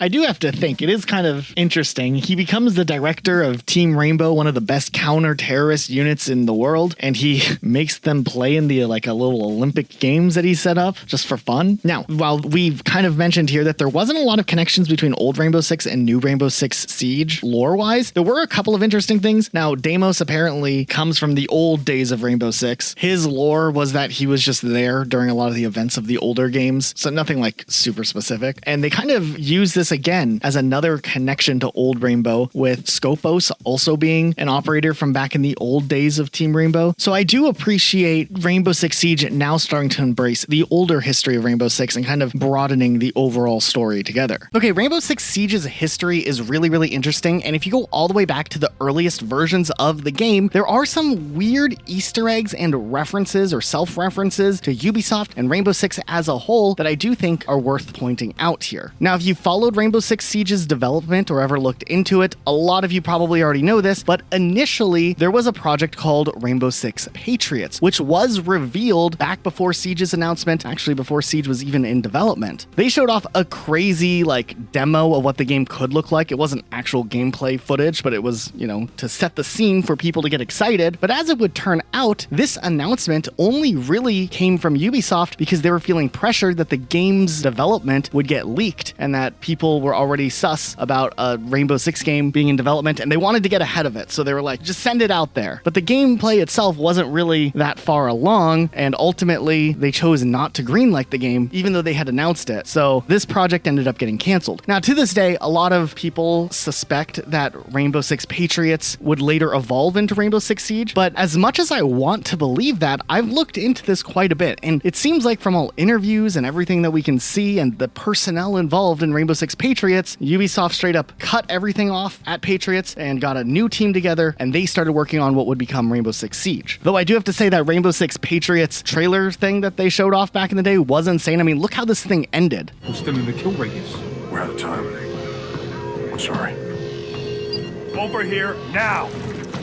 No, don't do this! No. What did you do? What I had to do.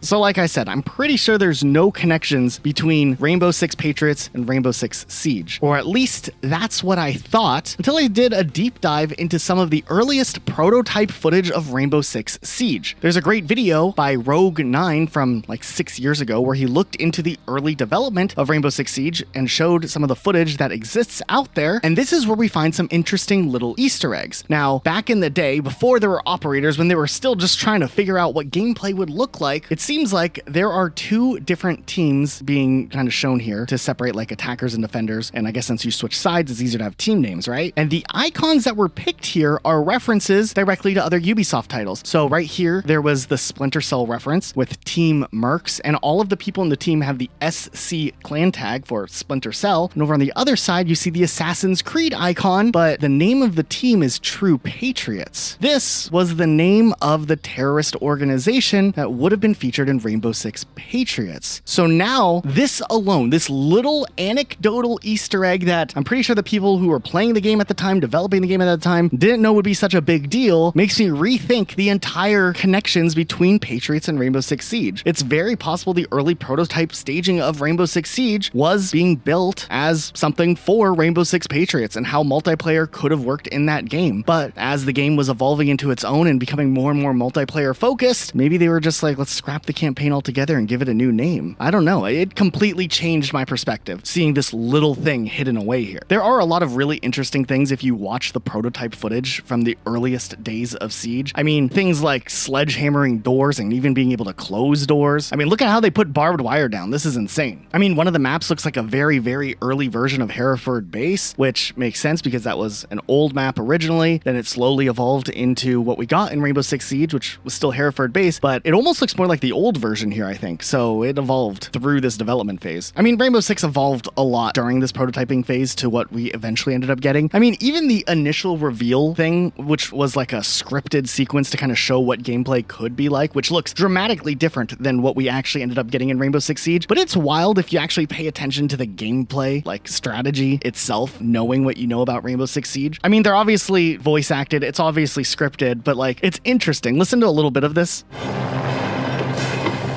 Got one that just passed me. It looks like we got 3 more in the hallway. They're reinforcing the kids' room, north wall. Right there, they're blocking the master bedroom. I got one ground level. Looks like he's blocking the main entrance. But as you watch this gameplay and start to break it down, it is interesting some of the strategies that are employed here. First of all, I want to point out that we're watching the perspective of the attackers in hostage. So their goal is to go get the hostage and get out. The other team is trying to defend the hostage. There's this moment, though, towards the end kind of, where the defenders down their hostage and the attackers run in to revive the hostage. This would have been like a round 1 for the attackers. The defenders are definitely not supposed to down the hostage, and the attackers would have just won. So I don't know why they went and revived the hostage here. Also, there's a sniper across the street shooting at the attackers. Even if there was a sniping defender, why is he off site so far away? I mean, I know this was before like they did the whole notifications for defenders being out of the map, but they're trying to protect a hostage and he is across the street in the attacker spawn. I mean, they knew back then that teammates in Siege would just be terrible. I mean, he picks up a kill, I guess, but I don't know. And then obviously during the prototype phasing of Rainbow Six Siege, destruction was a big part of the game. And one of the locations that they demoed destructible environments on was a recreation of, I guess, their Ubisoft office. They used a Ubisoft office as a map to test out how stuff would be destroyed and how walls and the floor would destruct. I don't know. I think that that's kind of a cool thing. I don't know. I was the type of kid who would recreate my own house in Halo because I thought it'd be cool to see what it would look like in a video game. I don't know if anyone else feels that way, but I can see someone recreating their office to test out something. I don't know. I don't think it's that weird. I know some people would be like, this is menacing, but I don't think it's that deep. Now in this video, we have the dedicated section to Rainbow Six references and Easter eggs in other games. But while we're talking about Patriots, I want to add that in Ghost Recon Wildlands, they did this crossover event with Rainbow Six Siege. And in that crossover event, there's this line of dialogue, which is another reference to Patriots. Take a listen to this Easter egg. Hey, I heard something about an op you guys ran that went south. Operation Patriots, ring any bells? Who told you about that? I have my sources. Tell your sources to mind their business. Patriots is very classified. There are some really interesting things in the cut content side of Rainbow Six Siege. Like, for instance, at the time of recording this, Nock is probably one of the worst operators in Rainbow Six Siege. Like, she's really struggling right now. But thanks to content preservation over at the Cutting Room Floor's website, we do know some documentation of something that would have made Nock potentially a little bit better. Like, for instance, Nock actually originally was planned to have an assault rifle. Currently, she's the only attacker without an assault rifle, running an SMG. She originally would be receiving an AR-57, which would have been interesting. A gun that's still not in Rainbow Six Siege, but they worked on it. It would have had a rate of fire of 1,080, doing 45 damage. Those stats are actually crazy, which might be why they chose to cut it, I guess, instead of just like rebalancing the gun. I don't know what they're doing. I mean, the weapon looks cool though. There are a couple of other interesting things that went unused. Like, for instance, the TCSG-12 actually had a couple of unused barrels that were programmed and designed in, a flash hider, a compensator, a muzzle brake, and an extended barrel, which would have made this gun nasty. There also apparently was the attachment of a vertical grip that was designed for the AK-74M, also not in the game. But things get really weird when we start to look at some of the other nuanced things, like there is a pose for Nock where she's holding a P90. She can't hold a P90, but the pose is still in the game files, so at some point maybe they played with giving her a P90 instead. Similarly, Tachanka back in the day did have a shotgun, but after the rework he lost his access to the SASG-12. But there is a pose which was never implemented of him holding the shotgun even as the reworked version of Tachanka. But if we go even further back in time to the very beginning of Rainbow Six Siege, when they did the closed alpha where they like picked random people through like an email list to get to play an early version of Rainbow Six back in April 7th of 2015, which was quite a bit away from the launch. The game didn't come out till December of that year. It looks like there were some weapons though that ended up not making it into the final version of the game, and that's kind of interesting. There was the AK-47, a gun you would think would show up in here, but never actually did end up being added into the game. It was only in the game files, technically, along with the rest of these weapons. There was a MAC-10, which is labeled in the game files as MAC-10, but in-game it showed up as MAC-11. There was also another MP5 variant called an MP5F, which didn't make it in either. There's so many MP5 variants in Rainbow Six Siege already. This was just another one, I guess. There was the PP-19 Bison, which never made it into the game as a weapon you could use, though it did show up on Clubhouse on the Wall, which we've talked about. And in the files, there was a reference to a Barrett M95, another weapon never used, but it could have been cool. I mean, it'd be crazy to use a Barrett in R6, I guess. Okay, this next one's not really an Easter egg, but it's something that only very observant people will have noticed. So you could have been playing Rainbow Six for years and have never actually noticed this one. So I wanted just to point it out because I think anybody who pays attention to little details in games like Rainbow Six will find this interesting. But the operator portraits, the default ones that are used in everything, have actually had some changes over the years. Now, the most obvious one that most people know about is Hibana. I mean, look at Hibana's old operator portrait. This was rough. Like, this was a very good change. Another noticeable one, the earliest seasons of Rainbow Six, Twitch had this as her operator portrait, which I think is absolutely hilarious. I think this is the funniest Twitch look. This is what I imagine the average Twitch player genuinely looks like. They did rework her so it didn't look like she's wearing a GIMP outfit, though I do wish they'd bring this back as like a operator portrait you could choose to toggle on, because I do think it is a little goofy. This was also one of the first operator portraits to be redesigned. I think during the same time that they redesigned Twitch, they did change Fuse's operator portrait as well. The Fuse didn't actually go through like a redesign necessarily, but they changed his pose. So old Fuse looked one way, and then the operator portrait for Fuse later on looked differently. There's obviously a couple of other ones, like Blackbeard recently got a new operator portrait for his default because they reworked his whole operator. But there are some more minuscule ones. Like if you look at Blitz, for example, his old operator portrait, his eyes look really different, and then they like cleaned it up so he looks less angry maybe. IQ originally looked like she was tripping on acid, and they recently changed hers up too. I kind of like the old acid tripping IQ better, but I digress. One of the ones I thought was really interesting was Frost, actually. Frost's old operator portrait, if you look closely, you could see that she like was really caking on that that eyeshadow. I don't know makeup terms. I think it's eyeliner. And they kind of lightened it up in a redesign. Yeah, while Frost's like pose is the same, her eye makeup was a little bit different. When Tachanka got reworked, they changed his operator portrait obviously to match his new ability. Similarly, Capcan's old operator picture, he was holding like a suppressed weapon instead, but they did change his too, but his wasn't as dramatic. I don't know. It's really not that deep. It's not that interesting, but to me, I thought it was fascinating. Okay, now obviously, since we had to go through all the process of figuring out how to get the whole Operation Throwback thing working so we could go look at some of the old maps that we did for this video, I also thought it'd be interesting to do a little section here where we look at the differences, like the major differences between the maps and how they've evolved, just because I think that that's something interesting for anyone who's like detail oriented when it comes to a game like Rainbow Six Siege. You've sat through a lot of this video already, so I know you guys like these little details. So let's look a little bit closer at some of the map differences that we've noticed when we were going back through and looking at the old maps. Like for instance, let's start with Outback, for example. This one I remembered the least of the old layout, but already the outside looks pretty different, just like the structure itself. In the like garage room, it's much more open. We have 2 cars instead of 1, and it kind of just goes on here.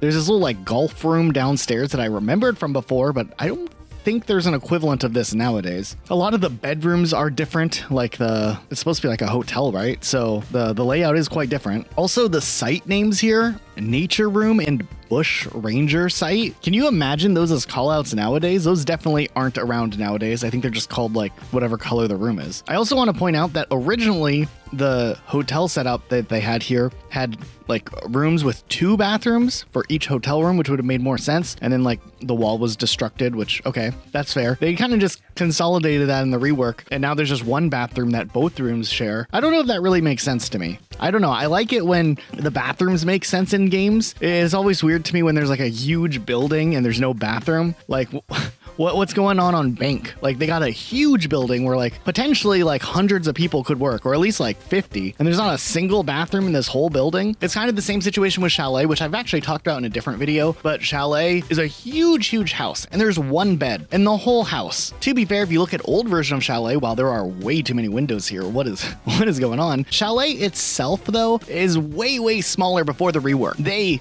like doubled the square foot in the rework, and maybe that's why I feel like it's a little more unsettling how big this place is with just 1 bedroom. When it's a smaller thing, you're like, okay, it's like a little vacation home or something. But yeah, I don't know. Messing around with the tools that we use to play Article 5 and Outbreak, we actually were able to load into situations co-op, which wasn't something you could do before. It was a little weird. Like the first level, we didn't know what was going on. The second time we did it, we loaded up on the one where you play on Kanal as Glaz. And it was interesting. We both were Glaz, but we kind of realized, man, old Kanal was kind of a vibe. I don't know how to explain it. New Kanal is probably better for multiplayer, but I mean, look at the control room. Look at all these windows. What's going on? Rotating was definitely way harder because there wasn't nearly as many connecting pathways. There was a lot more text and decorations outside that I found was really interesting. Also, this downstairs wall going into like the kayak room, or what is now the kayak room. It wasn't really a kayak room back then. You could just shoot this wall really easily and it would just tear apart. Crazy times. Okay, on Oregon, things seemed pretty normal until I was on the first floor going from the hallway to the kitchen entrance. That's just gone. There is no entrance here. You can't get from here to the kitchen very easily. There's this ladder that goes up to the attic, which I found was interesting. I forgot all about that. The construction and pillar in the basement are way more narrow, not nearly as big as it is nowadays. Also,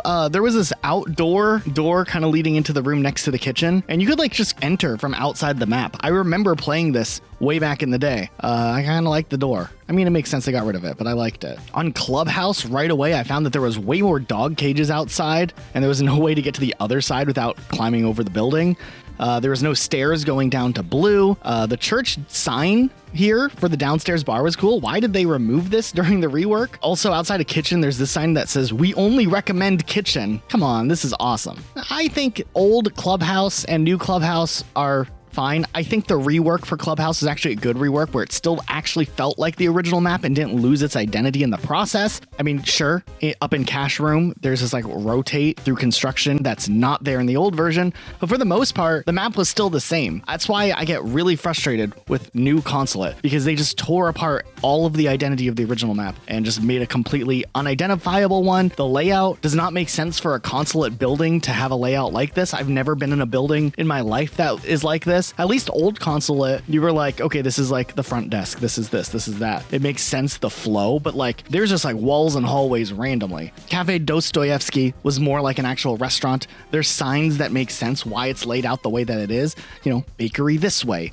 There's like a VIP area up here. That's kind of cool. There's like reading room, and look at all the books on the floor. Those aren't there. There's flies in the bathroom. I don't know. They like put effort into the decor. Nowadays, Cafe Dostoevsky has like not nearly as many like seating areas, so you're like, is this really even a restaurant? But I don't know, I digress. I mean, that's not it when it comes to changes with Rainbow Six. We've seen operators change pretty significantly over the years. I mean, Blackbeard is a good example, sure, but there were some smaller changes that were pretty controversial. Remember Jaeger when he had his ACOG site finally taken away? Ubisoft just would not relent, and RIP the ACOG. Ash fell victim to that, but then she got her ACOG back. Glaz was an operator that was like reworked several times very, very early on in Rainbow Six Siege's life. Capcan was reworked pretty early on too, but like the reworks back then weren't like big deals. Like now, if they rework an operator, it is the entire event of the season. Like Blackbeard was the dedicated operator his season, but like back when they were doing the other changes like Capcan and whatnot, it was just like a patch note or something like that. Tachanka's rework's cool, sure. Zofia used to be able to self-res. Mozzie had the super shoddy, that was cool. Hibana kind of was reworked. She wasn't originally able to like cycle how many of her little fidget spinner things she had. I want to point out that when they reworked Class, like the very first time when they gave him the like scope where he can see through smokes instead of like the weird red scope he had back in the day, they wrote some lore about why he reworked the scope, and it was because he attended some sniper tournament and he only came in second, and the first place winner gave him some advice, who's Cure Galanos, and that's an operator from Rainbow Six 3 Raven Shield. And after this advice, he decided to update his scope, and that's the version we have today, or we kind of have today after a couple nerfs. Now, I know I've already complained a bit about nighttime maps not being present in Rainbow, but we get like, you know, Stadium 2020 and Favela and whatnot. But man, if they're going to have some maps that are still night maps in the game, there's a couple that really do need to come back that just were vibe. And a lot of people who are newer don't know how cool these maps were, so I just wanted to like slide this in the video somewhere when I got the chance to talk about it. Coastline was such a vibe at night. I mean, look outside of this little club, look at this neon light. Like this was cool. I don't know why we lost that. Theme Park had this abandoned theme park feel, which actually might be coming back with the new Rainbow Six Siege X lighting update, but I wish these like neon lights inside that were on at night would turn back on. Kafe was the Christmas map, and outside was so cool looking at night, and we really, really lost out when night maps were taken out because Kafe was really awesome. Old version of Kanal was really cool at night. I don't know if the new one would be cool at night. It just had this like creepy, creaking vibe with the giant freighter ship right there, but I guess that's gone now. And another thing that not a lot of people know about when we want to go back all the way to the older days of Rainbow Six was tactical realism mode. It was like the equivalent of hardcore for Call of Duty, but Rainbow Six. And it was more like a HUD thing. The HUD was removed. I don't think it ever was really popular. I think for a while they did test matchmaking with it. I feel like I remember that. But otherwise it was just in custom games for a while before it was eventually phased out. But that is something that existed for a really long time, surprisingly. We were surprised to still see it in later builds of Rainbow Six. We thought this feature was cut and given up on a long time ago. Okay, now we've talked about old Rainbow Six, the beginning era of Rainbow Six. We even talked a little bit about like the beta era where some people got to play in like the pre-alphas and the betas and whatnot, and the operators back then even had like really weird icons before those were updated towards the end of the development of Siege. But there's a couple of things that we more recently found in our research for this video that I thought anybody who likes Rainbow Six would be really interested in knowing about that they might not even know about. Like for instance, during the closed alpha, some of the operators had slightly different portraits than they do now. Now, we talked about day one portraits that had changed, but like there's little differences, right? Like Castle in the closed alpha thing that they did, he has just like a different pose. Not that interesting, but it's a little different. But man, Twitch has her work in progress portrait, and this is rough. You know, like we were talking about how Twitch was like peak back in the day when she first came out with her thing, but like this predates that, and man, they really had it rough with Twitch for a while before they finally figured out what they wanted to do for her operator portrait. Now, typically we were always under the assumption that the whole closed alpha footage was kind of the oldest Rainbow Six footage that exists for Rainbow Six Siege, but as it turns out, way back in 2014, back when they did that demo that wasn't really gameplay, but it was supposed to show off like what Rainbow Six Siege was going to be like, they actually did a single like gameplay live stream where just the developers played the game to show what Rainbow Six Siege would be like. And it is interesting because after this, there'd be nothing from Rainbow Six Siege for almost a year or so. So this really was like the earliest gameplay of Rainbow Six that exists for Siege. True gameplay, not the, demo that they showed off. That was more just to show the concept of the game. So this is interesting. There's a few things to note right away. First of all, they're playing on Xbox 360 controllers, which is just crazy in itself. I mean, it makes sense. This was the very beginning of the Xbox One PS4 era, 2014. It was like a couple of months after the next-gen consoles had come out. So maybe part of the development was on previous generations while they were like testing things out. It would make sense. The engine back then was the same engine that was being used on like Assassin's Creed games and stuff, and those were coming out on the previous generation. Now, they only showed off one map, and it was an early version of House, and it was nighttime, just like in that demo that they showed off. But interestingly enough, it wasn't called House. It was called Boston Suburb in the game files. And then, upon further inspection, I noticed a few other little nuanced things that are kind of interesting. Like, remember how we talked about in development during Rainbow Six Siege, operators weren't added until later? This build that they showed off was pre-operator era. If you look, they're choosing classes, and these aren't like operators. These are just like different builds of essentially what Recruit would become that they played with. So this was something that was implemented pretty far along into development for a while before the whole operator thing was cooked up, which means operators probably weren't added into the game until that last year of development, and might be why Rainbow Six Siege saw suspected delays from when people thought the game would originally release to when it did December of 2015. We tried to pay attention to other differences. There are some differences from what House was like at launch and what House was here. The building itself is different. They could breach any surface they want, which a lot of people already know about that being a thing. I think it's interesting. So there was the construction site upstairs, which later got turned into girls' bedroom. But during this exact moment, one of the developers makes a call out there, and he calls it boys' room. I'm pinned down in the boys' room. So I guess back then, this room was called boys' room, but it was like a construction room. So it was a room under construction. But later on in the rework, way down the road, construction room would be turned into girls' bedroom. So maybe this was always intended to be some sort of bedroom early on. I don't know. This is so stupid, but I had to point it out. Also, if you go into the bathroom during this build, or you watch them go into the bathroom, we can't actually play this build. There is a bathtub. This would later be replaced with a shower. And then, of course, later on when they reworked House, they made it that fancy shower with 2 shower heads. But here, it was a bathtub. Honestly, what we wouldn't do to get to play this build of Rainbow Six. Ubisoft, please give the Rocket Sloth boys access to this build of the game. It doesn't matter if it's flawed. We just want to experience what it was like all the way back then. Please. This will never, ever, ever, ever happen in a billion years. But I just want it to be out there in the universe. I want people to know that, yes, we know this version exists, and we really wanted to play it. And holy shit, we made it past the 3-hour mark. This was a wild, wild ride, but it was a lot of fun for us to go back through memory lane with Rainbow Six Siege. If you think we earned your subscription after this video and you're not subscribed, maybe consider hitting the subscribe button. Also, a huge thank you to our patrons who support us and help us financially while we make long videos like this. You guys are really cool. If you want to have your name in the video, you can check out our Patreon or maybe become a YouTube member. Our YouTube members support us also, and it's all here on this one platform. Either one works. But yeah, thanks so much. We'll see you soon with more videos. Oh, also, YouTube thinks you'll like this video, so you should watch it.